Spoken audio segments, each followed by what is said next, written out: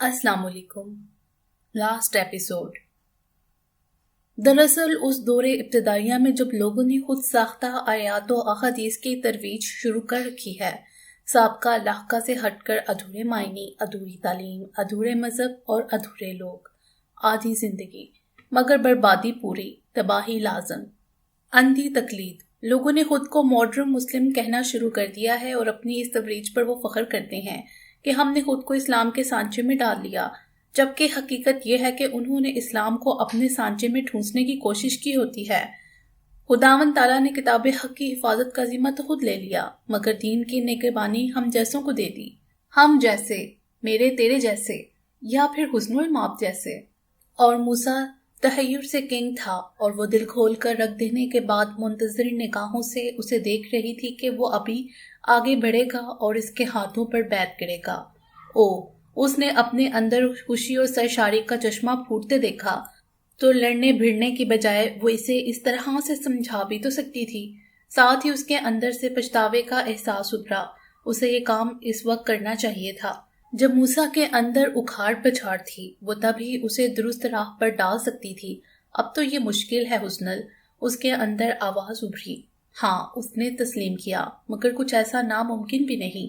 आज के ज़माने में जब हमने अपनी ज़िंदगी को आज के तकाज़ों से हम आहंग कर दिया है तो दीन को भी जदीयत की ज़रूरत है। आप समझ रहे हैं ना मैं क्या कह रही हूँ?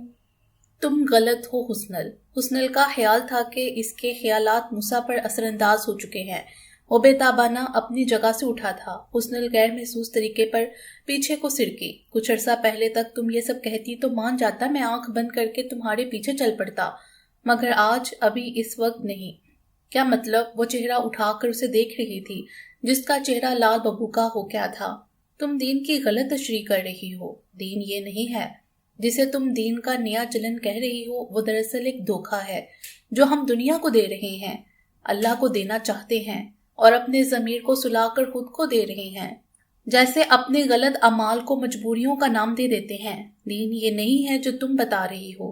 दीन की राह पर चलना है तो नाक की सीध में चलना है। मैं भी ज्यादा नहीं जानता, मगर मूसा की आवाज भराने लगी। मुसलमान या तो होता है या नहीं होता है।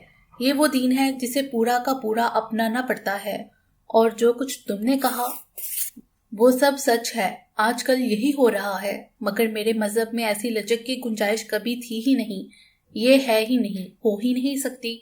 मैंने अभी तक यही एक चीज तो समझी है, इस्लाम अल्लाह और उसके नबी को अपना लेने का नाम है, यानी उनके बताए रास्ते पर आंख बंद करके इतना चलना कि मंजिल खुद ब खुद सामने आ जाए। और जो तुम कह रही हो वो इस्लाम नहीं है। एक बात बताओ। उसने उसे बाजू से थामकर बाजोर खड़ा कर दिया। इसी गिरफ्त के सहारे उसने इसे पल भर को यूं ऊपर उठा लिया कि हुस्नल की एड़ी ने जमीन छोड़ दी। वो फकत पंजों के बल खड़ी हुई थी और सिदब से गिरने का खदशा लाहक था। मगर मूसा, तुम हमेशा से ऐसी थी या बाद में ऐसी हो गई? साथ ही उसने इसका बाजू छोड़ दिया। वो बुरी तरह लड़खड़ा कर खड़ी हुई। नहीं, तुम हमेशा से ऐसी ही होगी, मुझे पता लग गया। वो जोर जोर से सर नफी में हिला रहा था। तुम ऐसी ही थी हनी, वरना तुम जिस खानदान से थी तुम्हें मुझसे इश्क होना ही नहीं चाहिए था। और चलो इश्क को मान भी लूं तो तुम्हें इतना तो नहीं बदलना चाहिए था जितना कि तुमने खुद को बदल लिया। तुम्हारी जगह मेरी बीवी एक बेदीन औरत होती तो उसे समझाना आसान होता। तुम्हें कैसे समझाऊं? तुम तो जानते बूझते हुए हुस्नल अपनी मर्जी के मुतालिब निकाल बैठी हो। तुम अड़ी हुई हो हुस्नल। मैंने अभी कुरान पढ़ना शुरू किया है, मुझे कुछ समझ नहीं आता। हर जुमले पर अटक जाता हूँ। आयात के मायने सर से गुजर जाते हैं और बात की तो बिल्कुल समझ नहीं आती। ये ऐसे लिखा है तो क्यों लिखा है, और ऐसा होगा तो क्यों होगा। वहां कुछ दिलों का जिक्र है जिस पर मोहर लगा दी गई है, या शायद लगा दी जाएगी। पता नहीं क्या लिखा है। वो सर झटकने लगा। हुस्नल, वो तुम्हारा जिक्र है। मुझे समझ आ गया उस आयत का मतलब। वहां तुम जैसे लोगों को उनके हाल पर छोड़ देने का कहा गया है कि वो नहीं मानेंगे, लेकिन मैं तुम्हें ऐसे नहीं छोड़ सकता हनी। मैं तुम्हारी इस्लाह की कोशिश करूंगा और करके रहूंगा। बहुत कुछ होने के बावजूद मेरे दिल में तुम्हारे लिए मोहब्बत मौजूद है हनी।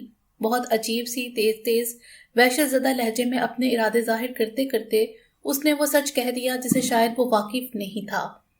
फिर वो सर पकड़कर बैठ गया। वो कितना बेकस व मजबूर दिखाई दे रहा था।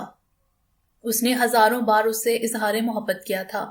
ایسے ایسے دل مو لینے والے گداس لمحے، دل فریب طریقے، جلوت میں بھی اور حلوت میں بھی، مگر یہ جو ابھی کہا اس سے بڑھ کر شاید ہی کبھی کہا ہو۔ اس نے کبھی حسنل کو اتنے جذب سے سوچا ہو؟ اب تک اس نے صرف جملے کہے تھے جو مٹائے بھی جا سکتے ہیں اور بھلائے بھی، مگر اب جو یہ درد تھا لہجے میں، چونکہ جو غم لاحق ہوا تھا اسے حسنل کے انجام کا، تو یہ جو اظہار محبت تھا یہ سب سے بڑھ کر تھا، سب سے سچا۔ جو غم میں کہا گیا، جو فکر میں پڑھ کر کہا گیا تھا، اس میں جو بے ساختگی تھی وہ اٹھان سے ڈلوان کی طرف بڑھتی گیند کی سی تھی۔ وہ جب دریا سمندر میں گرتے ہیں اور جب دلدل میں پھنسی مچھلی تالاب میں جا کر پہلا سانس لیتی ہے، تو اسے بے ساختگی سے موسیٰ نے حسن المآب کی فکر پال لی تھی، اس سے اظہار محبت کیا تھا۔ مگر کیا حسنل نے اس اظہار کو اس درد سے سنا تھا جیسے موسیٰ نے کہا، یا جیسے میں نے اور آپ نے سنا؟ اس صبح دونوں نے ایک دوسرے کو حیران کر دینے کی قسم کھا لی تھی۔ یہ فیصلہ کرنا مشکل تھا کہ زیادہ حیرت کسے ہوئی یا زیادہ دکھ۔ موسیٰ نے اسے نک سک سے درست کہیں جانے کے لیے تیار دیکھا۔ وہ میڈ کو ہدایات دے رہی تھی کہ ایمانے کے لیے آج کیا کیا کرنا ہے، اسے شام ہو جائے گی، بہت ضروری کام ہے۔ کام کا پتہ بھی چل گیا۔ وہ ڈائننگ ٹیبل پر بیٹھ کر اپنے فون پر انگلیاں چلا رہی تھی۔ یک طرفہ گفتگو موسیٰ کے کانوں میں پڑی۔ اس نے بری طرح چونک کر حسنل کی شکل دیکھی۔ کیا وہ واقعی یہ سب کہہ رہی تھی؟ حسنل چائے کی سپ لیتے ہوئے جیسے بے دہانی میں موسیٰ کو دیکھ رہی تھی۔ اس نے جان بوجھ کر یہ انداز نشست اختیار کیا تھا۔ یہ پاکستان کی سب سے میگا بجٹ فلم ہوگی ظہیر صاحب، آپ اس کے لیے فکر مند نہ ہو، مجھے ہر چیز بیسٹ چاہیے کسی بھی قیمت پر۔ موسیٰ نے اپنی حیرت نہیں چھپائی، تو یہ اثر لیا تھا اس نے رات دیے گئے سبق کا۔ موسیٰ نے اپنے چہرے پر آنے والے شدید دکھ اور صدمے کو بھی چھپانا فضول سمجھا۔ وہ ناچتے سے ہاتھ روک کر حسنل کا ہر حرف سن رہا تھا۔ کال ختم ہونے پر حسنل اسے دیکھ کر بہت نارمل انداز میں مسکرائی تھی۔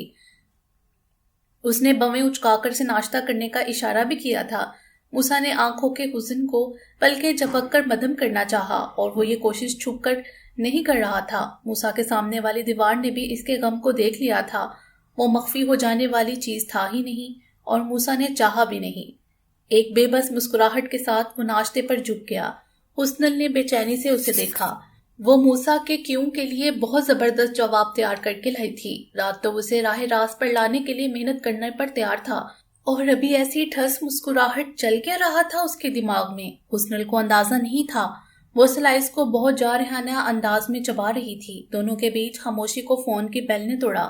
موسیٰ کا فون بج رہا تھا۔ موسیٰ نے فون کو کچھ دیر تک گھورنے کے بعد اٹھایا، مگر نمبر دیکھتے ہی وہ الرٹ ہوا تھا۔ اس کے لہجے میں بشاشت اور مضبوطی تھی۔ کوئی نہیں مان سکتا تھا کہ وہ کچھ دیر پہلے کیسی ذہنی اذیت سے دوچار ہوا تھا، بلکہ اب بھی تھا۔ ہاں، آپ نے سچ سنا ہے، میں سب کچھ سیل آؤٹ کر رہا ہوں۔ حسنل چونکی۔ سب کچھ؟ کیا کچھ؟ وہ کس بارے میں بات کر رہا تھا؟ ہاں، پروڈکشن ہاؤس اور اس سے متعلق دوسری چیزیں۔ ہاں، اسٹوڈیو بھی۔ وہ ہنسا تھا۔ میری کوئی خاص ڈیمانڈ نہیں، آپ ابھی لے آئیے گاہک، بلکہ لائیے مت، میں کسی سے نہیں ملوں گا، آپ سب کچھ طے کر لیں، میں سائن کر دوں گا۔ حسنل بکھلا کر کھڑی ہوئی تو ہاتھ لگنے سے گلاس اوندا ہو گیا اور کپ پر گرا۔ چٹاخ کی آواز سے پرچھ دو ٹکڑے ہوئی تھی۔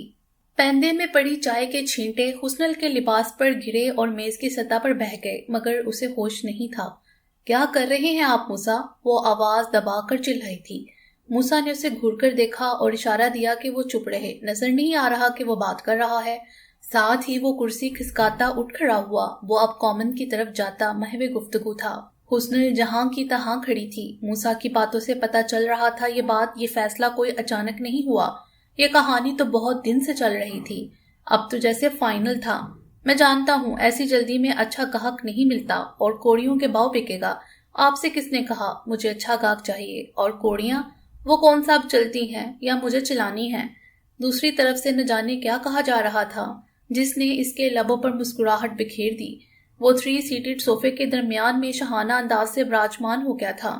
براؤن رنگ کے کھدر کے سوٹ میں داڑھی پر ہاتھ پھیرتے پھیرتے اس نے سر سے ٹوپی اتار لی تھی۔ اب وہ بال سنوار رہا تھا، دوسرے کان سے فون لگا تھا۔ میں سمجھ رہا ہوں زیدی صاحب، ڈیٹیلز وہی ہیں جو میں آپ کو بتا چکا ہوں۔ ہر چیز کا مطلب ہر چیز ہوتا ہے۔ ہاں، جو پروجیکٹ جاری ہیں وہ بھی، جو پائپ لائن میں ہے سب کچھ، میں ہر چیز سے دستبردار ہوں گا۔ میرا یا میری فیملی کا ان سب سے کوئی تعلق نہیں رہے گا۔ آپ جو جیسا کی بنیاد پر سیل کریں گے۔ موسیٰ کے لبوں پر مسکراہٹ اور لہجے میں خوش دلی کا رنگ نمایاں تھا۔ آپ کھل کر کہیے جو بھی خدشات ہیں۔ درمیان میں میز تھی اور موسیٰ کے عین سامنے حسنل۔ موسیٰ دوسری طرف کی بات بہت غور سے سن رہا تھا۔ بے خیالی میں اس کی نظریں ششد کھڑی حسنل پر جم سی گئیں، مگر دھیان اس کا فون کال پر ہی تھا۔ ارے نہیں، اس نے بشاشت سے کہکا لگایا، میری ملکیت ہے ہر چیز، ہر فیصلہ لینے کا اختیار بھی میرا ہے، میں نے کسی بھی قسم کی پارٹنرشپ نہیں رکھی۔ اچھا ہنی؟ اس کی بے خیال نگاہوں میں ہی جان ابھری۔ وہ اب مسکرا کر ہنی کو دیکھ رہا تھا۔ آپ نے اسے مجھ سے الگ کیسے سوچ لیا؟ بیوی ہے وہ میری، ہماری سوچیں بھی ایک ہیں، جو میں کہوں گا وہ بھی یہی کہیں گی۔ وہ کچھ الگ سوچیں گی یا چاہیں گی؟ حسنل پر قصداً جمائی نظروں کو اس نے پھیر لیا تھا۔ وہ اب ایک گھٹنے پر رکھے دوسرے پاؤں کو ہاتھ سے سہلا رہا تھا۔ اس نے 4 جملوں میں اس کی اوقات دنیا کو دکھا دی تھی۔ ہاں، بہت لاڈ مان محبت میں اس نے پروڈکشن ہاؤس اس کے نام کھولا تھا، مگر ملکیت اس کی خود کی تھی، تو اسی لیے وہ اتنا پرسکون تھا کہ جانتا تھا آخری داؤ اسی کا ہوگا، اور یہ کہ وہ کس آسانی سے بساط پلٹ سکتا ہے۔ حسنل کے پر کھینچ دینے کا اس سے کارگر طریقہ اور کیا ہو سکتا تھا؟ وہ دب سے صوفے پر بیٹھی تھی، اس کی آنکھیں ابلی پڑی تھیں اور رنگ سفید ہو گیا تھا۔ موسیٰ ایک کے بعد دوسرے اور پھر تیسرے فون پر تھا۔ اسے ذرا دلچسپی نہیں تھی کہ وہ جائے اور اس کے کیے گئے دھماکے نے حسنل کے کس قدر پر خدشے اڑائے ہیں۔ 100 سے 0 پر آ جانا اسی کو کہتے ہوں گے۔ موسیٰ نے اسے بہت پیار سے سمجھانا چاہا تھا، وقت دیا تھا، کوشش کی تھی، لیکن رات اس کے اصل خیالات سے واقفیت کے بعد اس کے سوا کیا چارہ رہ گیا تھا؟ اپنی نئی زندگی میں آگے بڑھنے کے لیے اسے پچھلی ہر چیز سے پیچھا چھڑانا تھا، اور وہ دل و دماغ کی پوری آمادگی کے ساتھ راضی تھا۔ یہ سب تو کرنا ہی تھا، مگر اب جو اس عمل میں تیزی بلکہ جان چھڑانے جیسی عجلت آئی تھی، وہ یقیناً حسنل کو آئینہ دکھانے کی ایک لوہار جیسی کارگر کوشش تھی۔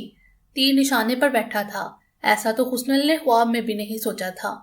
وہ ایسے پیروں سے زمین کھین سکتا ہے؟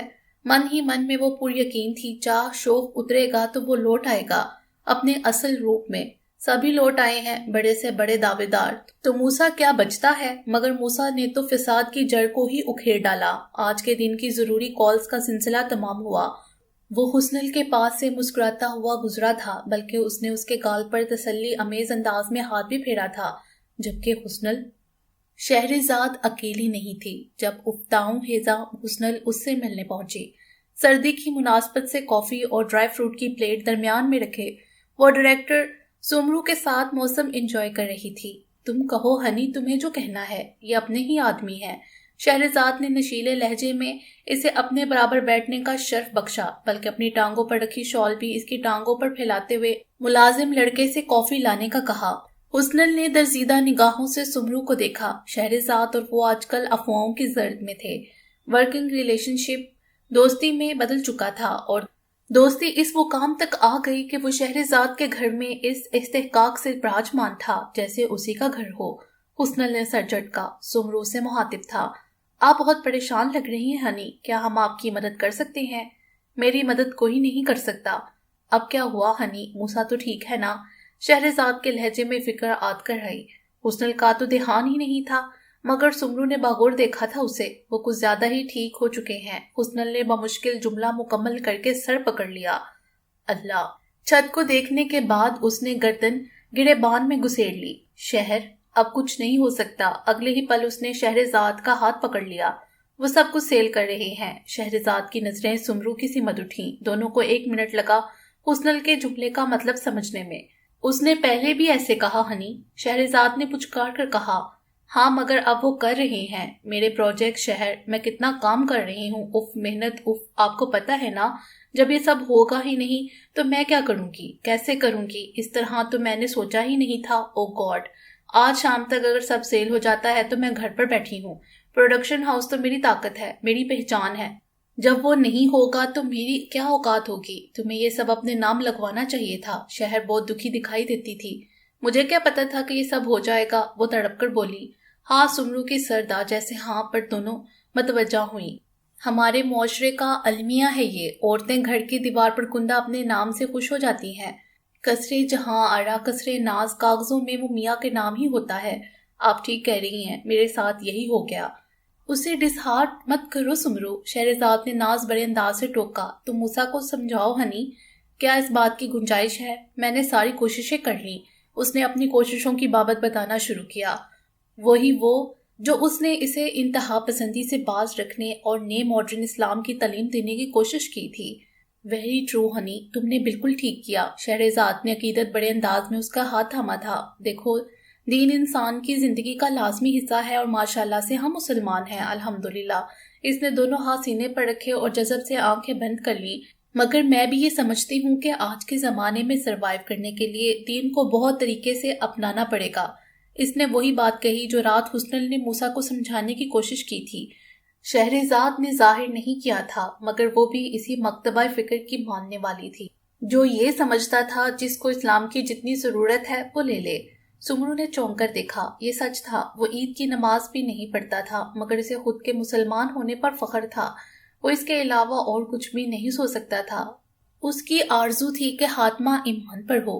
اسے بھولے بھٹکے یہ خیال بھی آتا تھا کہ وہ کیسی زندگی گزار رہا ہے۔ وہ ایک مسلمان کی زندگی نہیں ہے۔ اسے موسیٰ پر حیرت تھی، مگر لا شعور میں اس کے لیے ایسی عقیدت موجود تھی جس سے وہ شعور میں آ کر واقف نہیں تھا۔ اور صرف وہی ایک نہیں، موسیٰ پر حیران ہونے والے، موسیٰ پر تنقید کرنے والے بھی لا شعوری طور پر اس پر رشک کرتے تھے۔ کاش وہ بھی اسے بدل سکتے، مگر اگلے ہی لمحے جرجری لیتے، اللہ نہ کرے جو وہ بدل جائیں۔ بہت مشکل ہوتی ہے ایسی زندگی۔ ہاں، جسے اللہ توفیق دے۔ دل سے سچ جاننے کے بعد بھی خود کے لیے اس توفیق کی دعا نہیں کرتے۔ تو سمرو ان دونوں عورتوں کے خیالات پر چونکا تھا۔ اسے فوراً خیال آیا، اگر یہ باتیں عام ہو جائیں تو دونوں پر حد لگے گی، یا یہ کہ ایسے خیالات رکھنے سے اسلام سے خارج بھی تو ہو سکتے ہیں۔ موسیٰ اسی پر بس نہیں کرے گا ہنی۔ وہ اتنا ریلیکس اس لیے تھا کہ وہ طے کر چکا تھا، وہ جانتا تھا کہ اس طرح تم کچھ بھی نہیں کر پاؤ گی۔ وہ بہت سوچ سمجھ کر کھیلا ہے ڈیئر، میں اپنے خواب ایسے نہیں چھوڑ سکتی شہر، وہ کرلائی۔ کچھ کریں، کچھ سوچتے، میں آپ کے علاوہ اور کسی کے پاس نہیں جا سکتی، آپ سمجھائیں اسے، وہ یہ سب نہ کریں۔ وہ سمجھنے کی حد سے تو اب گزر چکا ہنی۔ شہر کا لہجہ عجیب سا ہو گیا۔ وہ بہت ایماندار ہے، جو طے کر لیتا ہے پھر اسے 1 انچ نہیں سرکتا۔ یہ مجھ سے بہتر اور کون سمجھ سکتا ہے۔ جب اس نے ایک بار طے کر لیا کہ تم ہو تو وہ تم تک ہی رہا۔ اس نے میرے بارے میں نہیں طے کیا اور ہمیشہ اس انکار پر قائم رہا۔ وہ پلٹ کر دیکھنے والا نہیں ہے۔ وہ تو آپ کے کہنے کا مطلب ہے کہ میں ایسے ہی ہاتھ پر ہاتھ دڑے بیٹھی رہوں اور اسے اپنے خواب، اپنا مستقبل نیلام کرتے دیکھوں؟ میں یہ برداشت نہیں کر سکتی۔ میں اپنے خوابوں سے دستبردار نہیں ہو سکتی۔ تو کیا کرو گی؟ موسیٰ کے خلاف کھڑی ہوگی؟ ہاں، وہ ڈٹ کر بولی۔ کیسے؟ شہرزاد کا لہجہ پرسکون تھا۔ یہی تو سمجھ نہیں آتا۔ وہ بے بس ہو گئی۔ ایک آئیڈیا ہے۔ شہرزاد کی بویں سکڑیں۔ ہنی نے چونک کر سر اٹھایا۔ کیا؟ وہ بےتاب نظر آنے لگی۔ بکنے دو، جو بیچنا چاہتے ہیں موسیٰ بیچنے دو۔ بیچنے دوں؟ بکنے دوں؟ یہ آئیڈیا ہے؟ وہ چی ہی تو پڑی۔ ہاں، شہر کے لہجے میں طمانینت میں سر منہ فرق نہ آیا۔ وہ صوفے پر مزید ڈھیلی ہو گئی، جیسے زمین کی طرف پھیل رہی ہے۔ بس خریدار تم بن جاؤ۔ ہاں تم۔ شہر کی آواز جیسے کہیں دور سے آ رہی تھی، جیسے وہ حاضر ہوتے ہوئے بھی غیر حاضر ہو۔ بہت سال پہلے اس نے ان دونوں کو جدا کر دینے کا عہد کیا تھا، مگر بہت چاہ کے باوجود وہ یہ کر نہ سکی۔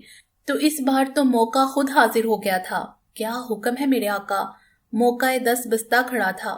اس نے طے کیا تھا وہ دوست بن کر وار کرے گی، سو اس نے کر دیا۔ سمرو حیران رہ گیا۔ اس طرح تو ان دونوں کے درمیان فاصلے بڑھ جائیں گے شہر، اختلافات کسی بھیانک انجام سے 2-4 کر دیں گے۔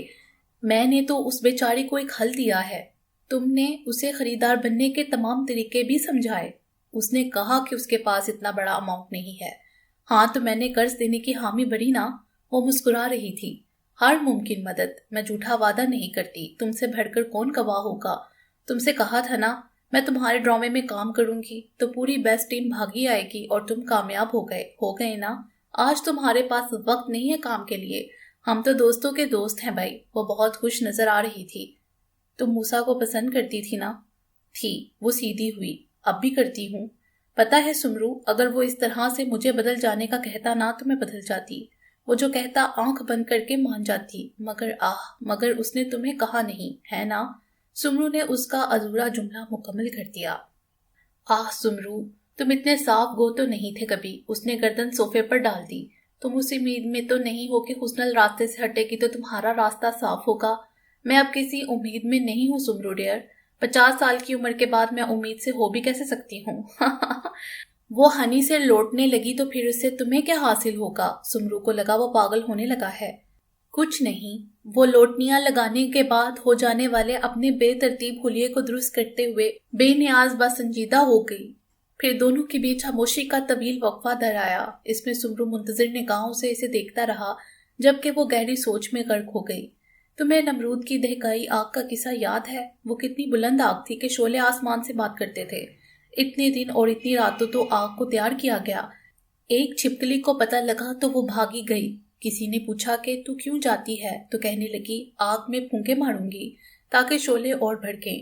بھلا بتاؤ اس کی پھونکوں کی ضرورت تھی بھلا؟ بس مجھے لگتا ہے میں وہی چھپکلی ہوں، پھونک مارنا چاہتی ہوں۔ آگ تو کب کی بھڑک چکی ہے، میری پھونکوں کی ضرورت رہتی نہیں ہے، مگر ایسا کر کے میرا دل ضرور ٹھنڈا ہوگا۔ زندگی میں کوئی خوشی نہیں ملی، میں خوش ہونا چاہتی ہوں سمرو۔ تم اپنے لیے اتنی عجیب مثال کیسے دے سکتی ہو ڈیئر؟ سمرو نے خود کو بہت بے آرام محسوس کیا۔ اس نے خود کو کس جانور سے تشبیہ دی دی تھی؟ شہرزاد پہلے چونکی پھر فلک شگاف کہہ کے لگانے لگی۔ اف تم، ارے بابا، تم نے کبھی میرا دھلا ہوا منہ نہیں دیکھا؟ جب ہی ایسے کہہ رہے ہو۔ کچھ نہیں بچا سمرو، عمارت جتنی بھی خوبصورت ہو، سمے کا چکر اسے کھنڈر میں تبدیل کر دیتا ہے۔ اس کی ہنسی میں نمی کا عنصر غالب آ گیا، آنکھ بھی جھلک اٹھی۔ تمہیں پتا ہے میں زندگی کے کس مقام پر کھڑی ہوں؟ کبھی ڈوبتے سورج کو دیکھا ہے؟ وہ غروب ہونے سے پہلے سرخ ہو جاتا ہے اور بے پناہ خوبصورت دکھائی دیتا ہے۔ مجھ پر ایسا ہی سرخ رنگ چڑھا ہوا ہے، سرخی جو سیاہی میں بدلنے والی ہو، ہے نا؟ بہت مزے سے کہتے کہتے وہ رونا شروع ہو گئی۔ سمرو گھبرا کر اس کے ساتھ آن بیٹھا۔ حسن المآب نہ شکری عورت ہے، وہ مجھے بدلنے کو کہتا ایک بار، ضرور ایک بار، پتہ ہے پھر میں کیسے بدلتی؟ جیسے دریا رخ بدلتے ہیں، جیسے موجیں پلٹتی ہیں، جیسے کسی کو نیا جنم مل جائے۔ مگر مجھے کسی نے کہا نہیں۔ وہ اب با آواز بلند رو رہی تھی اور سمرو ہکا بکا بیٹھا تھا۔ گرگٹ نے بلا جواز بدنامی بٹوری۔ رنگ بدلنے میں انسان سے بڑھ کر دوسری کوئی مخلوق نہیں۔ موسیٰ زیدی صاحب کے ناراض کال کا مطلب نہیں سمجھ سکا۔ وہ اتنے خفا تھے کہ موسیٰ کا ایک بھی لفظ سنے بغیر اپنی سنا کر فون بند کر دیا۔ دوسری کال جے کے کی تھی، وہ پروڈکشن ہاؤس کے حوالے سے کچھ کہہ رہا تھا۔ موسیٰ اسے کہنا چاہتا تھا کہ اس سے اس سارے میں کوئی بات نہ کی جائے، کچھ مسنگ تھا، مگر کیا؟ اس نے پیشانی مسلی۔ اس کا دل چاہا وہ ہنی سے بات کرے، مگر کیا بات؟ اس دن سے اب تک ان کی کوئی بات نہیں ہوئی تھی۔ اس دن سے وہ گھر میں تھی۔ چلو اتنا تو اس کا حق ہے، ٹھیک ہو جائے گی۔ وہ چند دن گزارتے، اٹس اوکے۔ ہاں وہ اندر سے تھوڑا گلٹی تھا، اس نے واقعی حسن کو دھچکا پہنچایا تھا، لیکن اس کے علاوہ اور کچھ سوچ بھی تو نہیں رہا تھا نا۔ لیکن کچھ وقت گزرتا وہ اسے پیار سے سمجھا سکتا تھا، یا وہ خود ریئلائز کر لیتی، یا دونوں کام نہ ہوتے تب بھی وہ اور کیا کر سکتی تھی۔ موسیٰ ایسے جبر کا قائل نہیں تھا، لیکن اس کے سوا چارہ بھی کیا تھا؟ اور یہ جو پروڈکشن ہاؤس کے حوالے سے کالز آ رہی تھی، یہ کیوں؟ اب اس کا کوئی تعلق نہیں تھا ان سب سے۔ تو پھر آج جمعہ تھا، اس دن حسنل ایمانے کو اسکول سے پک کرتی تھی۔ اس نے حسنل کی گاڑی کو نکلتے اور دوسری طرف سے شہرزاد کی گاڑی کو آتے دیکھا۔ اسے یاد آیا مذہب میں اس دوستی کی کہیں گنجائش نہیں تھی جو وہ اتنے سال سے بنا رہا تھا۔ سو آج وہ شہرزاد سے اس بارے میں بات کرے گا اور اسے یقین تھا وہ بہت تکلیف محسوس کرنے کے باوجود اس کی بات مان لے گی۔ موسیٰ داوطن چونکا۔ ہاں وہ حسنل کے بارے میں ایسا یقین نہیں رکھ سکا۔ کتنی عجیب بات تھی جو اسے ابھی ابھی پتہ لگی اور جی بھر کے دکھی کر گئی تھی۔ ساتھ ہی اس پر ایک اور متوقع دکھ کا ادراک ہوا، تو آج کے بعد یہ دوستی بھی نہیں رہے گی اور یہ کہنا مشکل ہوگا، لیکن کہنا تو ہے موسیٰ۔ وہ ایک اچھے میزبان کی طرح بیٹھ گیا، مگر اس کے انداز میں بے تکلفی نہیں تھی۔ وہ بہت سنبھل کر سمٹ کر بیٹھا تھا، مگر یہ کیا، شہرزاد تو پہلے ہی ہوا لگتی تھی۔ وہ باقاعدہ منہ پھیرے ہم کلام تھی۔ تم نے یہ سب اپنے نام ہی رکھنا تھا موسیٰ، تو اتنا شور کس لیے؟ گھر کی بات گھر میں ہی طے ہو جاتی۔ ساری دنیا میں شور مچایا ہے کہ موسیٰ سب کچھ چھوڑ رہا ہے، اور موسیٰ تم نے تو کچھ بھی نہیں چھوڑا۔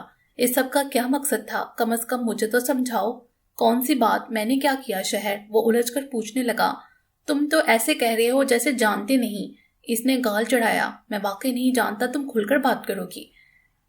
میں نے تمہیں کہا تھا موسیٰ کہ میں خریدنا چاہتی ہوں، مگر میرے پاس فی الوقت اتنا اماؤنٹ نہیں۔ ہاں، اور میں نے تمہیں کہا تھا تم ایسے بھی لے سکتی ہو، موسیٰ نے کہا۔ لفاظی مت کرو موسیٰ، وہ ناگواری سے بولی۔ مجھے اس سارے گیم کی سمجھ ہی نہیں آئی۔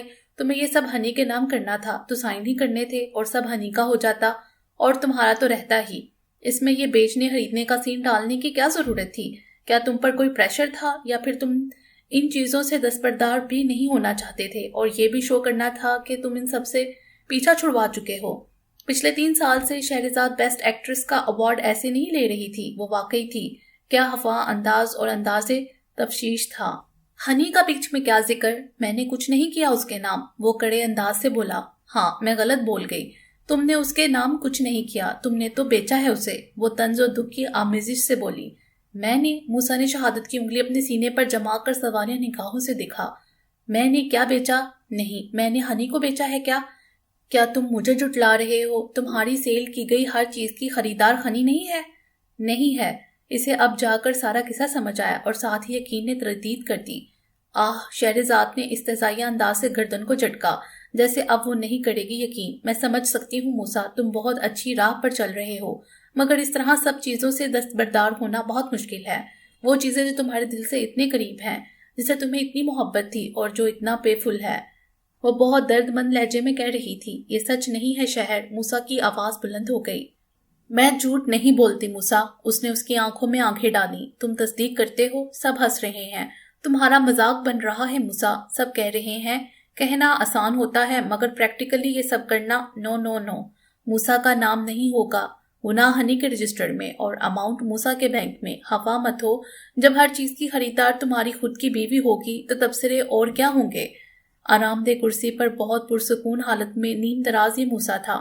اس کے بائیں جانب شیشے کی چھت تک جڑی دیوار تھی، دیوار کے اس پار گیلری اور سامنے جھاگ اڑاتا سمندر۔ وہ اپنی جگہ سے اٹھ کر گیلری میں آ گیا اور سنہری ریلنگ پر ہاتھ ٹکا کر سمندر کے کنارے کو ڈھونڈنے لگا۔ چڑھے دن میں یہ کبھی ممکن نہیں ہوتا تھا۔ آسمان کا سرا اور سمندر کی حد آپس میں ایسے مدغم ہو جائیں کہ نظر کے لیے طے کرنا مشکل ہو جاتا۔ کون سی چیز کہاں ختم ہو رہی ہے؟ کھٹکے کی آواز پر وہ گھوما، یہ عبد المبین تھا، مسکراتا چہرہ۔ وہ اس سے بغل گیر ہو گیا۔ اب وہ دونوں ریلنگ پر ہاتھ جمائے سمندر کے کنارے کو کھوج رہے تھے۔ دور، بہت دور شائبہ لگتی چند لانچیں اور آسمان پر اڑتے پرندے اور نام آلود ہوا کے ساتھ کائے کی مہک۔ موسیٰ کا یہ فلیٹ جس ویو پر تھا وہاں عام طور پر آمد رفت نہیں تھی۔ خاموشی، ہوا اور جھاگ کی نمکین خوشبو ہونٹوں پر زبان پھیرنے سے نمک حلق کے اندر تک محسوس ہونے لگتا تھا۔ موسیٰ نے اس وقت بھی اپنے حلق میں ابھرتے نمک کو سمندر کا نمک سمجھا، جبکہ وہ نہیں تھا۔ یہ آنسو تھے جو دل میں گرے تھے، کڑوے کڑوے سے۔ 2 سال کم مدت نہیں ہے موسیٰ، عبد المبین نے اس کی سمت دیکھے بغیر کہا۔ ہاں 2 سال آنے ہوں تو بہت دور لگتے ہیں اور گزر جائیں تو کل کی بات۔ مجھے نہیں لگتا کہ یہ مثال آپ پر صادق آتی ہے کہ آپ کے لیے گزرے 2 سال واقعی چٹکی بجا کر گزر گئے۔ عبد المبین نے خفگی سے اسے دیکھا۔ آپ ٹھیک کہہ رہے ہیں، وہ ذرا توقف سے بولا۔ یہ 2 سال مجھے چٹکی کی طرح مسل گئے، وہ اس میں ہلال سے بولا۔ تو ایسا کب تک چلے گا؟ پتہ نہیں، وہ پرندوں کے گول کو دیکھ رہا تھا۔ آپ کو گھر نہیں چھوڑنا چاہیے تھا، عبد المبین نے 10 بار کہی بات کو دہرایا۔ موسیٰ گھوم گیا۔ اب اس کی کمر ریلنگ سے لگی تھی اور نگاہیں عبد المبین کے چہرے پر۔ تو کیا انہیں گھر سے نکال دیتا؟ اس نے اپنی زبان ایمانے کے منہ میں دے دی تھی۔ آپ ہمیں گھر سے نکال رہے ہیں پاپا؟ اس نے منوان اسی لہجے و انداز میں دہرایا۔ یہ تو میرا گھر ہے نا ماما، میرا ماما کا، آپ کا، اس لیے میں گھر سے نکل آیا اور 2 سال سے یہیں پڑے ہیں۔ آپ کو وہیں رہ کر اصلاح کی کوشش کرنی چاہیے تھی۔ میں نے کی تھی مگر وہ جزبز ہوا۔ کیوں چھیڑ دیا تھا عبد المبین نے یہ موضوع؟ آپ کو سنار کی طرح ضرب لگانی تھی موسیٰ، نہیں لگا سکا۔ کیا آپ بھول گئے؟ اس نے لوہار کی طرح ضرب لگا کر میرا سر 2 لحت کر دیا، جیسے آرا چیر دیتا ہے۔ مجھے آدھا کر دیا اس نے، موسیٰ کی آواز بلند تھی۔